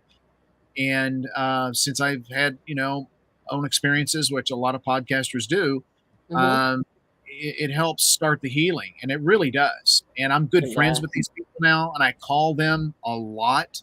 And a lot of them are not shows. We don't do a show every time. They'll just call me in the midday. I'm at work, and hey, Lance, what are you doing? I just had to hear your voice. Or we'll text, and I'll say, hey, it's okay, it's good. I told you to call Right. anytime. I have 5 minutes, but we're going to chat. And so I'm good friends with these people all around. I've been very humbled and blessed in that regard. And so, but they need someone to share that experience with them. Okay. I wanted to know, you mentioned earlier that you feel like some of these disappearances in the national state parks and missing persons, some of that has to do with Dogman and Bigfoot. Why do you Yeah. believe that? Well, I think that because of the prevalence of so many sightings in every state of these creatures, um, I I think Bigfoot is kind of old hat. It's been around for a long time. I think there is thousands of them. Mm-hmm. Just like I believe that I'm under the premise that there's thousands of these dogman type creatures. Just because they're very numerous, I think they find us very interesting. And I think not all of them, just like humans, I think all of them, there may be a little bit of orneriness and aggressiveness and that want to do harm. Just like there are in humans that want to harm another human, I believe these Mm-hmm. creatures are in many ways, I'm not calling them a human, but I'm saying that I think they have characteristic tendencies that can be downright ornery and dangerous. And I think that, David Politis, he gets into this. David Politis is a fantastic interviewer of the facts, just the facts. But he puts it in such a way and weaves it so well that there's only one conclusion you could come to. Either they were abducted by extraterrestrials Mm-hmm. or they were abducted by a biological entity that took them. Um, so he weaves it in such a way you almost conclude, okay, if it was another human, it's virtually impossible that they wouldn't be caught. And how could they move that quick out of an area and pick Right. up all the pieces of clothing, of shells, and not be seen, dragging another human that weighs 250 pounds? Mm-hmm. It's just, we're talking rugged country. You can't bring an SUV in or an ATV or side by side. So, Absolutely. you kind of go, hmm. Yeah, because I know in a lot of the cases, David Pilates would mention that a lot of times they'll be found without their shoes and they're going like across several different rivers and mountain ranges. And there's no way in some of these cases, like the elderly or the small kids could have done that. And then in a few of those cases that I've heard, there was times when they said a big bear or a big dog or a wolf fed me and kept me warm. I guess, and Yeah, then it brought them back. Have you heard a couple of those? I have. I've never interviewed anyone to have that, but I have heard of that. And I'm not saying those instances don't happen. I think the more people that you have out there, I think there is some level with some of these creatures that they have either Again, I think they experience motion. I think it depends honestly on the gender entity. Um, I had a hunter who called me and was climbing up using a deer climber like an inchworm up a Mm-hmm. stand. And as he got to the top, he was facing backwards. He was trying to get a safety hook around the tree. Well, that quick out of nowhere, he was pulled. The whole stand was pulled down, and he went Oh my backwards, God. fell down on his back, and was knocked unconscious. And he was kind of coming in and out, and he remembers being drugged by his feet. And I mean, he was just being drugged fast. And then all of a sudden, he was jerked, and his face was right up against something wet, and he could feel like there was hair on it. And he heard growling and kind of whooping and yelling. And he's still in and out of this thing. He doesn't know what's going on, but he weighs he's an average sized man, around 200 plus pounds. And he said when he started coming to and his face was away, he could see hair and like a sticky, milky substance. And that best he could tell, when he started coming to, he got propped up against a tree later. It was a female Bigfoot that had been nursing, that was still in this mother protective instinct. Oh And wow. these two other Bigfoot was getting ready to, you know, apparently do away with him, drag him Mm-hmm. off. And so she grabbed him and protected him, and um, brought him back to camp. He was still kind of in a semi-unconscious state. He was lucid, not lucid. And the last thing he remembers is that uh, she had like a red hair, and she carried Right. him and set him close to camp and left. And this deer stand was just a mangled piece of mess, and he never went back. He just left it, Wow. went back, and he had a concussion. And he told some people, and they were kind of like, you fell out of your stand. He's like, hey, I know what happened. I don't want to go back. And like many hunters, something's up when someone dearly enjoys the outdoors their whole life, whether it's kayaking, fishing, hunting, hiking, biking, climbing, it doesn't matter. And all of a sudden, out of the blue, I don't want to do it anymore. Why not? Wow. Stop talking to me. I don't want to do it anymore. Please don't stop talking. They get, in some ways, fear becomes anger with some people. Mm-hmm. That's their natural emotion. It twists, it turns, it becomes anger. They don't want to talk about it because it's too frightful to talk about the reality of what happened. And there's a lot of people like that. They just don't do it. All of Mm-hmm. a sudden, they sell all their gear. I don't want to go. Don't ask me again, please. Stop it. And they'll leave the room. Wow. That's very scary. I mean, when you really think about it, I mean, when it comes down to it, I mean, you just don't know what to do. And like I've said on some of my shows before, a lot of people think a lot of times in some of these cases, they think that the way to prove, and I've heard it a few times, the way to prove that they exist is to bring in a body. I've always said the body is never going to see the light of day. It's not going to be publicized, and they think, well, you can bring it up to the news station. No, they're not. They already know. I'm sure that there's people within the higher ups in the media and all that kind of stuff that've been told if something it's not supposed to exist is brought in, do not cover it. Yeah, you're right. I mean, I believe there are handfuls or pockets of individuals that fully understand or aware that in the media outlets that they've been told by people at a federal level about, if you ever have someone bring something in or you see a picture or something, you are to immediately call us. And here's our contact number. And I'm not everybody knows that. And just like I don't think everybody in the law enforcement knows who these people are, but I think handfuls of people in law enforcement, whether it Mm-hmm. be in wildlife or Texas Rangers or Highway Patrol, I believe there are key personnel, supervisors that do absolutely know, and then they Mm-hmm. instruct their um, relatively young personnel. Hey, you're not to say anything about this. I'll handle it from here.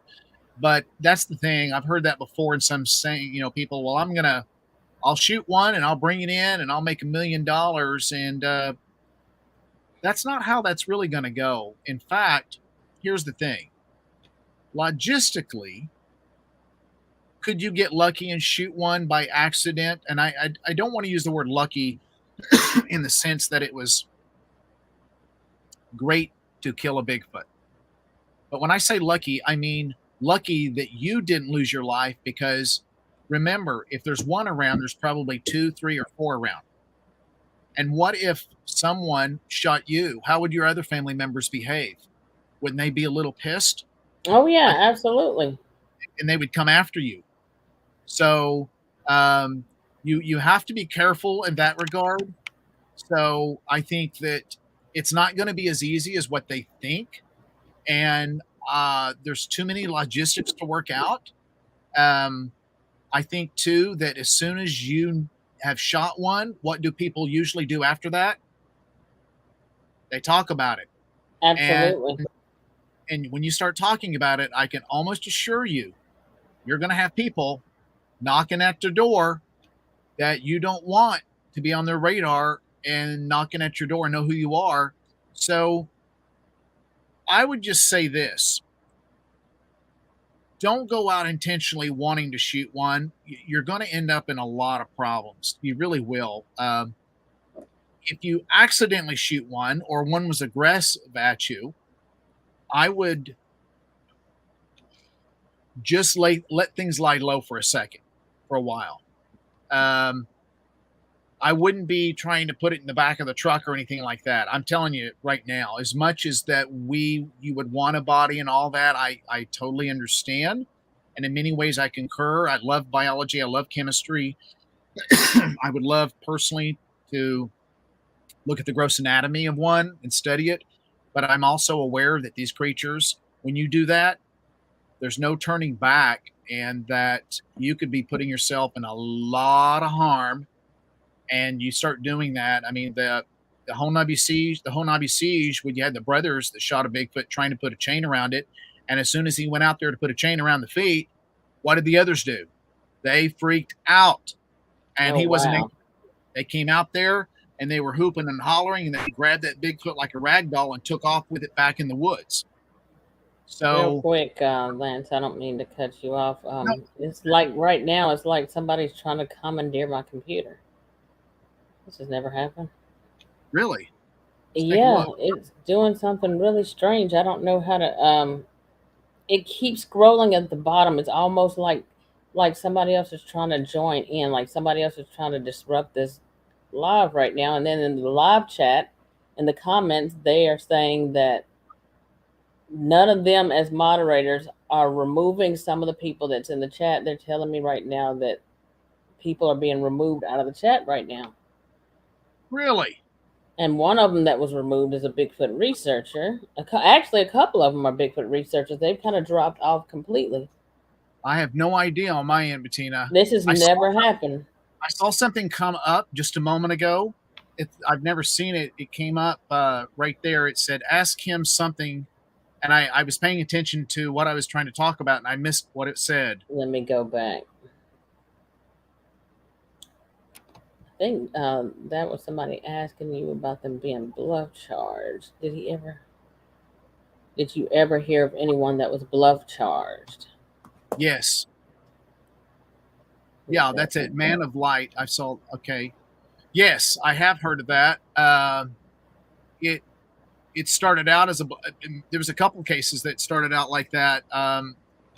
There was one gentleman I interviewed that was deer hunting, and he was on a power line. Let me know, Bettina, if that's really bizarre. By the way, It is. This has never happened. I've They're it having a is No, they were it's having a whole conversation in my group chat. That's why I kept looking down at my phone, because they're having a conversation on Messenger in the group chat, and all of them are like, there's been 3 or 4 people removed out of the chat, and none of them did it. well. I will just say this: I bizarre things like that happen sometimes, and I have no idea when I start getting on. I've been on a few times. And I can't explain it, but I'll say this. I'm not trying to be, without saying a conspiracy kind of guy, I'm a reality kind of guy. I think because I know what's going on with these folks, if you will, that drive the dark windowed cars, that they don't like this stuff that we're talking about because they don't want people to be informed. And many of you are. I know many of you out there are. So you're in the 1%. You're in the 1% club. But Absolutely. they don't like this. I'm telling you, they don't like it, and so they're not your friend, and it pisses them off. But they're not hard to find.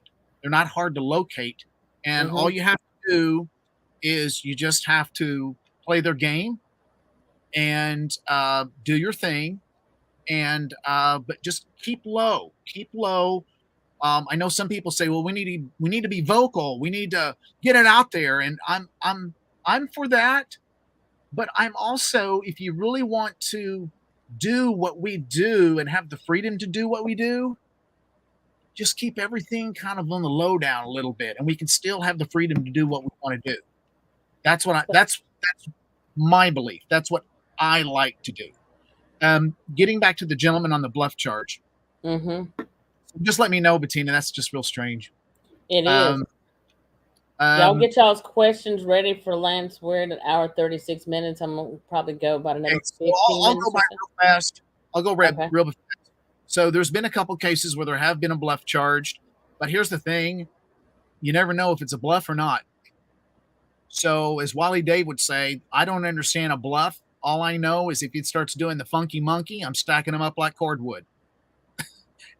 Now that's Wiley, but here's I know you want to be careful. You don't want to go pick in a fight. It's best to use this. Oh yeah. So show your hands. Show your hands. Don't. And I know instantly it's bringing that gun up, but show your hands. Hey. I'm no harm. No harm. Back off. Kind of thing. It says comments are being deleted and hidden, and users being timed out. Eric DeVries. Yeah, about 3 of my mods got removed a few minutes ago, and I didn't do it, and they're all saying that's bizarre. This has never happened. I want to go to my mind goes right to conclusions, but sometimes I'm just like, could this be a coincidence? Maybe, but maybe not. Do you feel like that they watch groups and stuff like that often? And at what level do they start watching you? Is it when you start sharing pictures or videos, or when you have a platform? When you start, everything you said, when you're able to connect the dots really well, they don't like it. What they really don't like is when you try to find paper trails. Like if you had a buddy that was shot a Bigfoot and he got a little bit of a concussion from a tree that the Bigfoot threw, and he had to go to the hospital, and then you want to go in and pay a bill, and there's no bill, and your buddy says, I demand my bill, and you start doing that, they don't like that. They want they want to erase that. Shh. There's no bill. They don't like that. So don't go chasing paper trails. When you start to connect the dots and understand how they do what they do, they don't like that either. They don't like you telling other people about them. And so a lot of people ask me, have they followed you, Lance, and all this? I'm sure they have. I mean, they know who I am. I mean, when I say that, I'm not saying that I'm not a big shot. I'm a regular guy. I've just had a passion at finding out how these people think, because they destroy other people's lives, and that really irritates me. Yeah, and in most cases, now I've heard even some cases where people were actually taken in and put like in what do you call it, like psychiatric facilities and stuff like that, because they just pretty much threw them away and threw away the key. They want to put the fear of God in you a little bit. Like, here's what we can do to you. So I would suggest on being a little quiet, shut your trap a little bit. We're going to let you in here 2 or 3 days, maybe in a week. And see, the thing of it is you may not know initially why you got in there. There's nobody telling Absolutely. you, oh, it's because you saw a Sasquatch and you won't keep your mouth shut. No one's going to come in there and tell you that. You just kind of have to call someone like us, and then I have to connect the dots for people. And then they go, oh, Mm-hmm. what? What? And I'll say, Wow. listen, here's what you're going to do. After you talk to me, you're going to go dark for a while. I don't want you talking to anybody for a long time. And when we talk, we're going to be very generic. And when I call you, it's going to be from another phone that you're not going to recognize, but I'll let you know that it's me. I'll tell you that. Okay. And that's how I communicate back with them. So I've had you to do get like, really creative. I've had to get really creative. okay. Y'all got any more questions for Lance? Because if not, I have a couple more. Actually, I have way more. I'm going to talk to you about that later, Lance. But Yeah. I want to ask. And we can get together again, Bettina, if you want. I don't have a problem to, Okay, great. yeah, we can do this again. I mean, if you want, I know it can be a long time with, you never get in Well, everything that no. you want to ask. And Yes, and I have way more. I do want to ask one more thing. I guess when it comes, I have a ton of questions. Um, yeah, how do you, once you start feeling like you're being watched at that point, do you feel like that they have a list? Because at one point, somebody told me they knew for a fact that I was on a watch list. And I don't know how true that is. I know I live near a military base, and I don't know if that has anything to do with it at all. But little weird things will happen with the phone every now and then. Like you mentioned, the phone getting really hot out of nowhere. I've yeah, had that to happen several times, and a few other things too. So you know how like at times you can hear another conversation taking place in the background on your phone call? yeah, right. Yeah, I've had Yeah. that happen a lot. And you get like a echoing effect sometimes. Now I know that exists naturally just with our phones, our connections. I mean, I'm out here in the country and I get that reverberation, and that happens. But when you hear that that click sound, um, uh, It sound like a tapping or something? yeah, it sounds like a tapping or a little click, and then it sounds like an echo. You get that. But I think, getting back to your question, if you show, especially ones that have people that you're tape recording and Mm-hmm. then placing that interview live or on air, I think you're looked at a bit more. And then you're looked at also if you are providing information to the public about these people. Mm-hmm. And that's what I done a few times, is I'll describe what they look like, how they act, how they behave, what they're going to ask you, what to share, what never to share. Um, Absolutely. and so when you start doing that, they don't like that. Um, but paper trails, anything that you can prove that event transpired, it did happen. Wow. Somebody, Uh, Dave I've, Jones, I've tried to Rockers. require those things. I've tried to require damaged pieces of equipment, the Bigfoot or something, and it's Mm-hmm. really impossible. I have a few items. I do have them, Well, but I don't have all of them. what do you think about Melba Ketchum's DNA study? They came back part animal, part human, and That part was the study. unknown.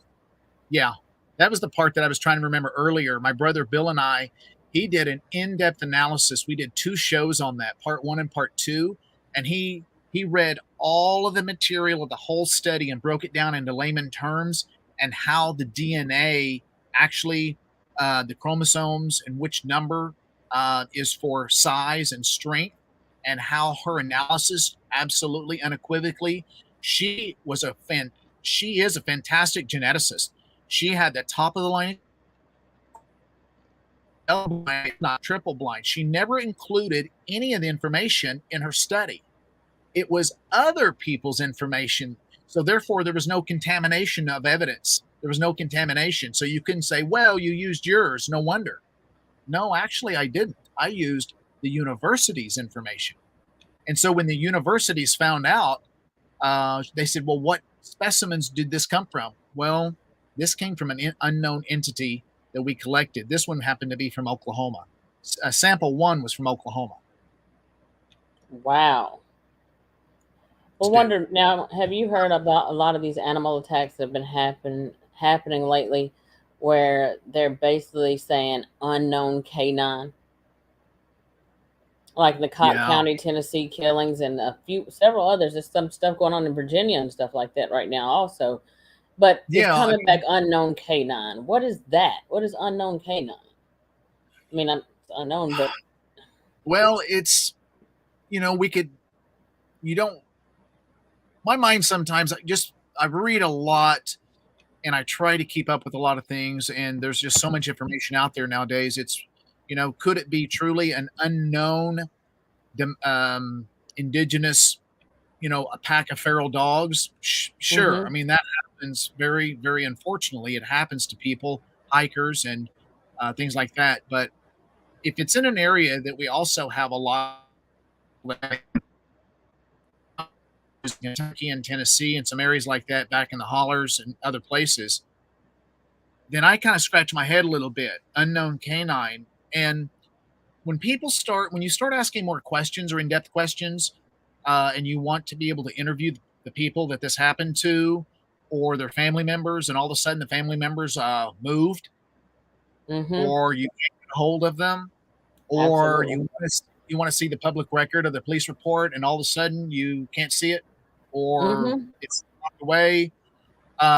That's when it's a head scratcher. Like, I always think, what else is there? What else is going on? What could this be? What could this be?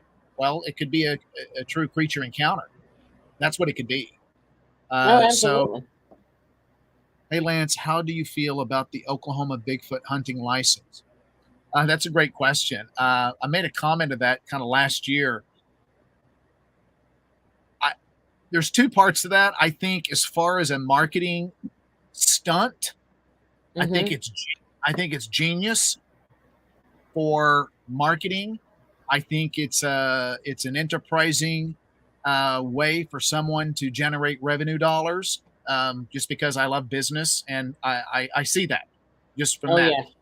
But from a Bigfoot standpoint, and by the way, that license, what they did is they tried to go a roundabout way to get it in one department, and they couldn't, so they went into the recreational department side and they got it through. But on another aspect, I think it's not a good idea, because they say, well, it's not really going to kill a Bigfoot, it's to capture a Bigfoot. The problem is that you could still run into a lot of problems. Again, it gets back to what you said, Tina, earlier, is that you could get into some problems of people getting hurt. There were some Absolutely. guys outside of Tulsa a couple of years ago that one shot the other in the foot. They were so scared. So you might have that, and you get a bunch of good old boys out there, hold my beer, and that can happen. And but here's the thing: you shoot a Bigfoot, if you happen to come upon one and you shoot one, you got other problems. And these people that created this license, I think it was more of a spoof than anything, which I think it was not a good idea, in my opinion. I'm sorry, I missed that last I, question. I agree with you. There was somebody, they were saying that certain things were happening when you were talking earlier, and I noticed that too. It got scrambled on my end in the Did y'all notice his sound would draw out when he would describe key things in his short stories earlier? Coincidence? when you were talking Sound? earlier. Yeah, it started getting scrambled. It almost sounded like that digital scrambled noise, like when it's like an interference. And Really? I heard it on my end too, because you were telling me some stuff, because I'm trying to remember exactly what we were talking about at that moment, but I was like, oh god, because I wanted to hear what you were saying, and you were Oh, I'm telling us sorry. some really good stuff at that time. But it actually is not your end. It's like a lot of weird stuff is going on right now. People have been removed out of here tonight. Well, I don't know what's going on. That's really weird. I'm checking my cameras and everything. I still have one going. I had one that shut down, But you did. I had one shut down. I don't know why. I just put a fresh. That's really weird. It's a brand new camera, and it said it ran out of space when actually I just put a brand new large gigabyte SD card in. Wow, it's some weird stuff happening right now. Well, I did another interview last year. When was it? No, earlier this year with Thomas Cardos. Yeah. And Tom was the one who put me on to you. Oh, okay. And I had someone call our toll-free number. This is where it gets really weird. Okay. I know this is off subject a little bit, but I'm going to talk about it still. I went to an area where outside of Manford, we were staying the night. Bill, myself, and Lane, we stayed the night to investigate. We were going to film. We were going to vlog. I've got the same camera I've got right here. Right. I had an EMF reader because there's been some instances where people say EMF will show high with these creatures around. Well, Bill, my brother, had it, and it was just pegging all night long. It was going off. And I thought, right. He goes, I think this is broke, Lance. I go, I just got it. Darn it. So I said, give it to me. So we were tired. It was about 2 a.m. And I said, I have an idea. Give me that EMF reader. So I take the EMF reader and I said, okay, my name is Lance. I come in the name of the Lord here. I come in peace. If anyone's with us, step up to this EMF reader and make it go off. Oh, wow. He went off. And I thought, okay, maybe a coincidence. Maybe it's a 5G network and all this stuff. And long story short, it went off, and I asked a bunch of questions that night, and I got an intelligent response every time. I told the landowner. I told the landowner the next morning, and he said, Lance, how did the night go? You're still down there? And I said, yeah. Wow. He said, I said, well, I got some interesting responses last night. Now I need to check the rest of my game cameras and some other things. But he said, what? And I said, my EMF reader went off, and I went back and played the audio, and I said, we have some other spiritual entities down here. He said, oh, wow. That proves it then. And I go, proves what? He goes, Lance, I didn't tell you this, but down in that bottom, no one goes down there. He said, we've been told that's an old burial site down there that's very, very old. And you were about 150 feet away from it. Wow. And I said, what? He said, yeah. So I went back twice by myself. And here's what's never been done before. And I asked this question. I came back, introduced myself, and again, I pray. So it knows the Lord's with me. And I said, I'm going to ask you a question that you've never been asked. I said, but I'm serious, and this is why I'm down here, actually. Do you know if there's any Sasquatch or hairy men or giants that exist down in this area because they're making noise that the neighbor can hear? And then I went back in my quarter, and I heard, yes. Oh, my God. Said, how is there one or many? Many. I got intelligent responses. And I said, how do you view these creatures? And I'm back there with my EMF reader by myself. And I said, you view them as protectors or what? Demons. I heard demons. Wait, what was the question you asked it? What was the question? I asked, how do you view these creatures? Do you view them as protectors or how do you view these creatures down here? And I heard what I thought I heard, demons. Wow. And then I told the landowner, and he goes, Lance, he basically said I was crazy in a nice way. That is terrifying. Yeah. And I don't know how you still go out there after that. Well, because like I said, I know I'm fully protected. I truly 1000% believe that. And I know that. I know I pray blessings over nothing that attaches to me. Nothing follows me home. My home is protected. My wife is like, she kind of knows what I do, but I don't tell her everything because I don't want it to put a lot of fear in her. So she just says, "Don't you ever call anything at the house," and and so she's joking, but in a way, she knows that I'm doing kind of interesting things. But I go Right. protected. I say blessings over the people that go out and investigate as well. That I know across the country that are doing the same thing. I pray that nothing attaches to me, that nothing follows me, that whether it's cryptid related or spirit related. And so, very much these cemeteries also are attracted to these creatures too. I haven't figured out the association yet, but there's a lot of encounters of that occurring, especially in a lot of places out here in Oklahoma, for sure. And I'm sure if it's here, it's everywhere else. You said that they're attracted to cemeteries. Yes. Did you see that video? And it came out a few years ago with that Dogman or whatever that creature was digging in the cemetery.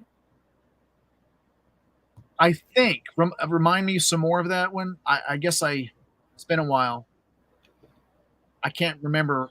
I'm gonna try to send you the video after the fact. I'm gonna have to look for it again. But that video, it was of a creature, and I had talked to Jody Cook about it when I had interviewed him, and he had sent me the video as well. And when I seen the video, it's this creature. It's black. I mean, there's people in a vehicle, and they've got their phone camera going, and they're recording as this creature is like right there sitting, like it's on the ground, like digging, it's digging up a grave. Its arms are like extremely long. I'm gonna see if I can find that video again. But Oh, I'd Jody like to Jody see went that. out there Jody Cook went out there to I guess he went out there to do an investigation on that Yeah, I'd like to property, and he see said, that. yeah, I'm gonna see if I can find it. But he said the groundskeepers on that case that worked there at the cemetery basically told him that those creatures were coming out of the woods all the time. They were coming into the cemetery all the time, and they were digging up graves often. So Well, there what is we do something to that. know, yeah, yeah. What we do know, and what I have found out through a lot of these interviews, is that these dogman creatures, for some reason, at least related to the dogman creature, has an affinity to reveal itself, or there's a high association. Haven't figured it out yet with storms and these creatures being seen, whether it be windstorm, snowstorm, Hmm. rainstorm, hailstorm, snowstorm. It doesn't matter. And so I've had quite a few guests, more than a handful, like a couple dozen, that had encounters with these creatures before, during, and after these kind of storms, especially rainstorms. Yes, I heard the encounter. You had interviewed somebody on your show not too long ago, and I was amazed because I think this is your show. The guy who there was a rainstorm. I can't remember the name of this one, but it was an invisible dog man or something like that. That was the name of the title of it. He was here in Alabama. He was here in Alabama, and he brought up the Natchez Trace and Tishomingo Yes, and all these areas. Highway yes, 72. Yeah, yep, that's right here where I live at. Like right now, that's in my area. yeah, and So yeah. yeah, those are when it starts getting into the invisible or transparent type of creatures, which I've had a couple of encounters. They, I'm going to be honest, I can't explain it all. I maybe someday I'll be able to, or someone else will. But um, there's been some people I've investigated, especially in Florida. I had one gentleman that was bow hunting, deer hunting, and he was sitting there in the tree. It's quiet. It's early in the morning, and then it's about mid morning. He keeps hearing like acorns drop from a tree. Like, and squirrels will do that sometimes. Hmm. Debris will come off the tree and bark. And he kept hearing something Right. bark or something falling, and so he just turned slightly over and looked at the tree over about 15 yards, and he saw on a branch a transparent object or image. He could see through it, but he could see the outline of something kind of hunkered down, squatting down on this branch. And Hmm. he's He's looking. He's all in camo because it's bow season. He's looking, and he's like, "What the heck?" And it was kind of a green hue, but he could see through it. And he's sitting there looking like, "I don't know what's going on." But then this creature, it backs up, then kind of goes down the tree slowly, kind of like a spider. And then it gets on the ground, and then he could literally see as it walked past a bush, like the limb move. It was, Yes. and the limb moved, and then he just kind of like, I'm done. I'm done hunting. As soon as this thing gets out of range, I'm getting down. And he never went back. He said, I don't know what the heck that was, Lance, and I don't want to know. So he didn't see it prior to it was translucent the whole time.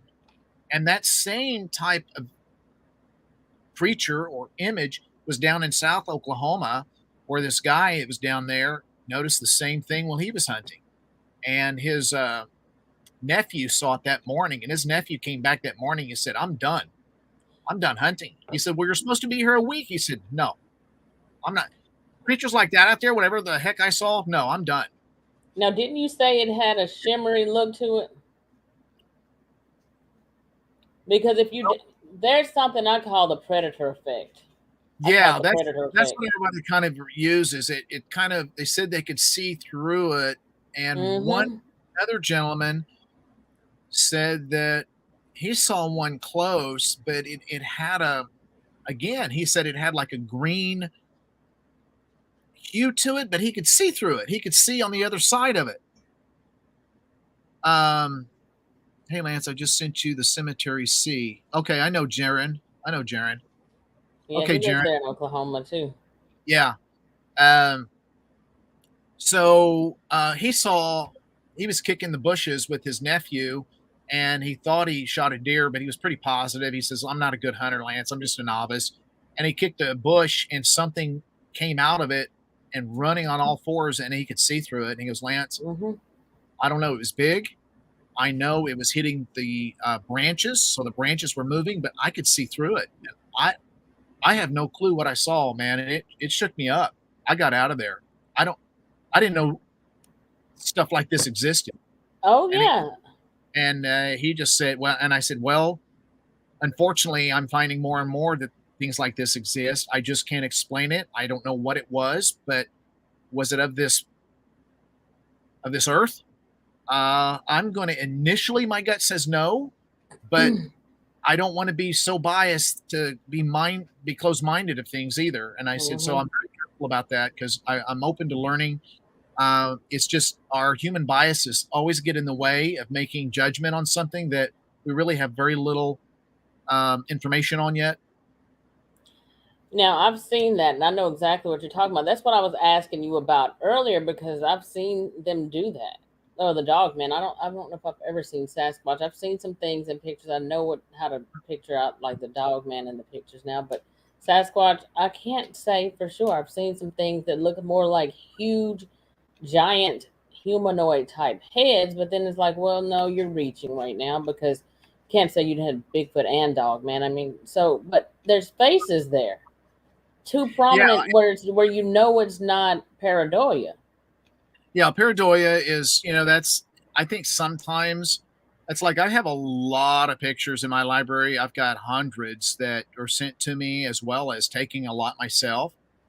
And I guess my rule, and a lot of people have asked me, Lance, how come you haven't put on a lot of these pictures? And the reason why is I'm very, very picky about what I put on. For me, I want to put something on.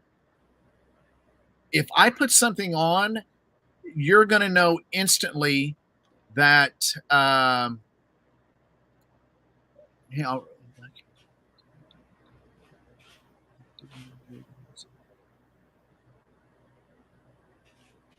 okay. That could be so. That could be so. I just read that comment.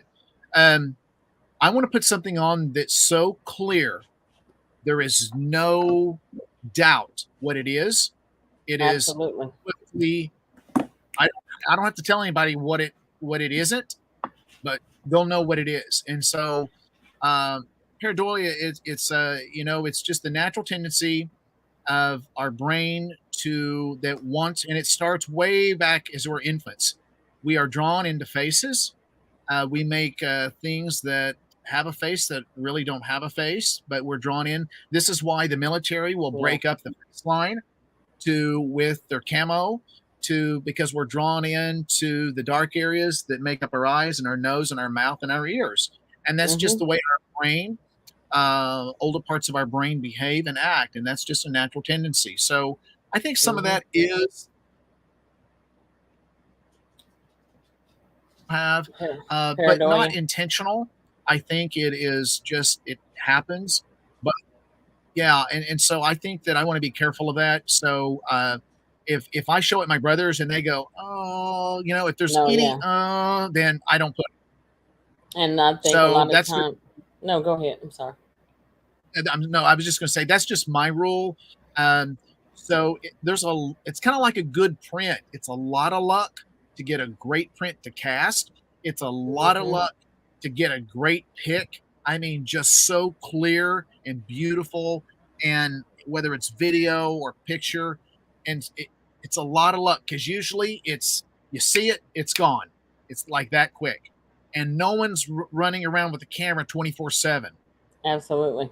So it's a great concept. It's just not reality, So it's a lot of luck. It really is. Right timing, right place. If you can get that right timing, right place, had a camera, boom, click, got it. I mean, that's going to rank up there with the Gimlin Patterson. Somebody else had a question for you. I think you mentioned this earlier. You already answered this earlier, I believe.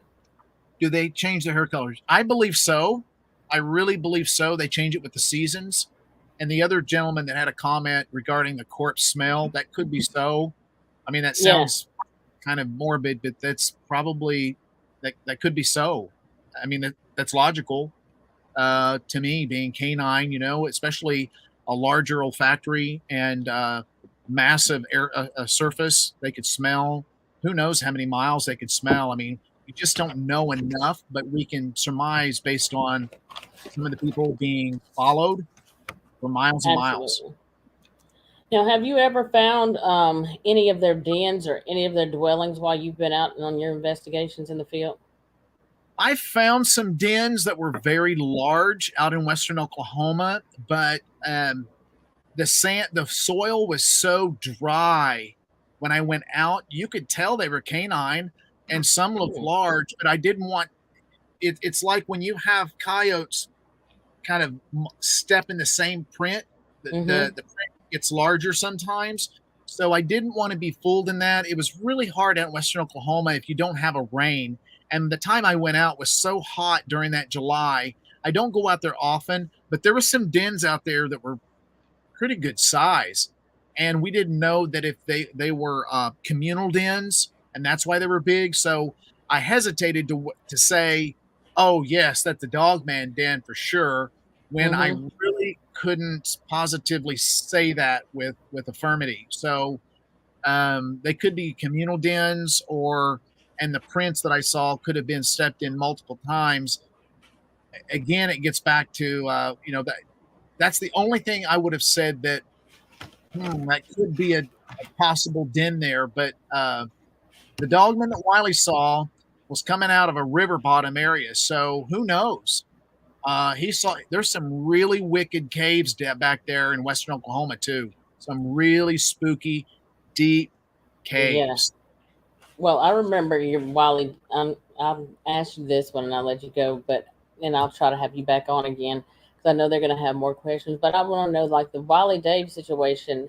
Didn't he? He was the one who created that coyote or that special animal call that actually called a Dogman in, didn't he? Yeah, Wiley's background is very interesting. He's an extremely talented guy.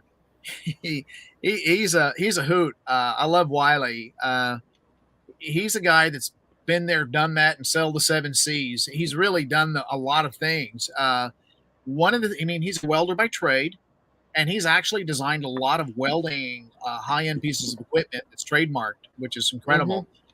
But on the side, him and his dad, he loves predator calling.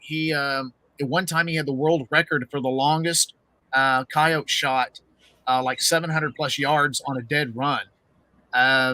But Wiley's done some amazing things in the outdoors and with ammo. But one of the things is that him and his dad make coyote calls or predator calls, and he actually measures the frequency of each call.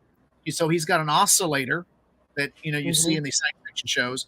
It's an oscillator, and it has two frequencies in the same sound. So what we hear as humans is really not what the creature hears. It's kind of like a sound within a sound, like an infrasound, subjecting. And so Wiley, the first time he played it outdoors, ironically, he called in this Dogman creature. And so he made me one. I use it. He taught me how to use it. And I tried to get him to make more, but he's a little apprehensive. He's scary apprehensive because it shook him up. That creature he saw was no joke. And but did it work though when you did it? Did it work for you? Because I know he said he was successful every time. I think after that, pretty much. I've used it a couple times, and I called. He said initially when you use it, Lance, don't ever be by yourself. And so I kind of crossed my fingers when I said that, but I've used it by myself. I had my son with me one time, and nothing came up. The second time I used it, I could hear something down in the river bottom. And matter of fact, I was right over here on this WMA. There's a creek that back in the 70s and 80s, there was a lot of sightings in this area, creature and sightings. And I used it down in that bottom toward the evening. I was by myself, and I could hear a lot of ruckus going on, but I never saw anything. I could hear a lot of timber breaking, but I never saw anything. But I tried to get Wiley to make some more so we could see about dispersing some of those. And he was like, no go right now. So there's a certain way he makes them, and he tunes them in. I mean, when you look at him, it doesn't look like much, but he tunes them in. So we just call it collectively the Dogman call. And he's really a pretty talented guy when it comes to making calls like that. And so whenever we get a chance, we were going to set a time here this past month or two, but it's just hard to get everybody together, either health issues or job issues or family issues.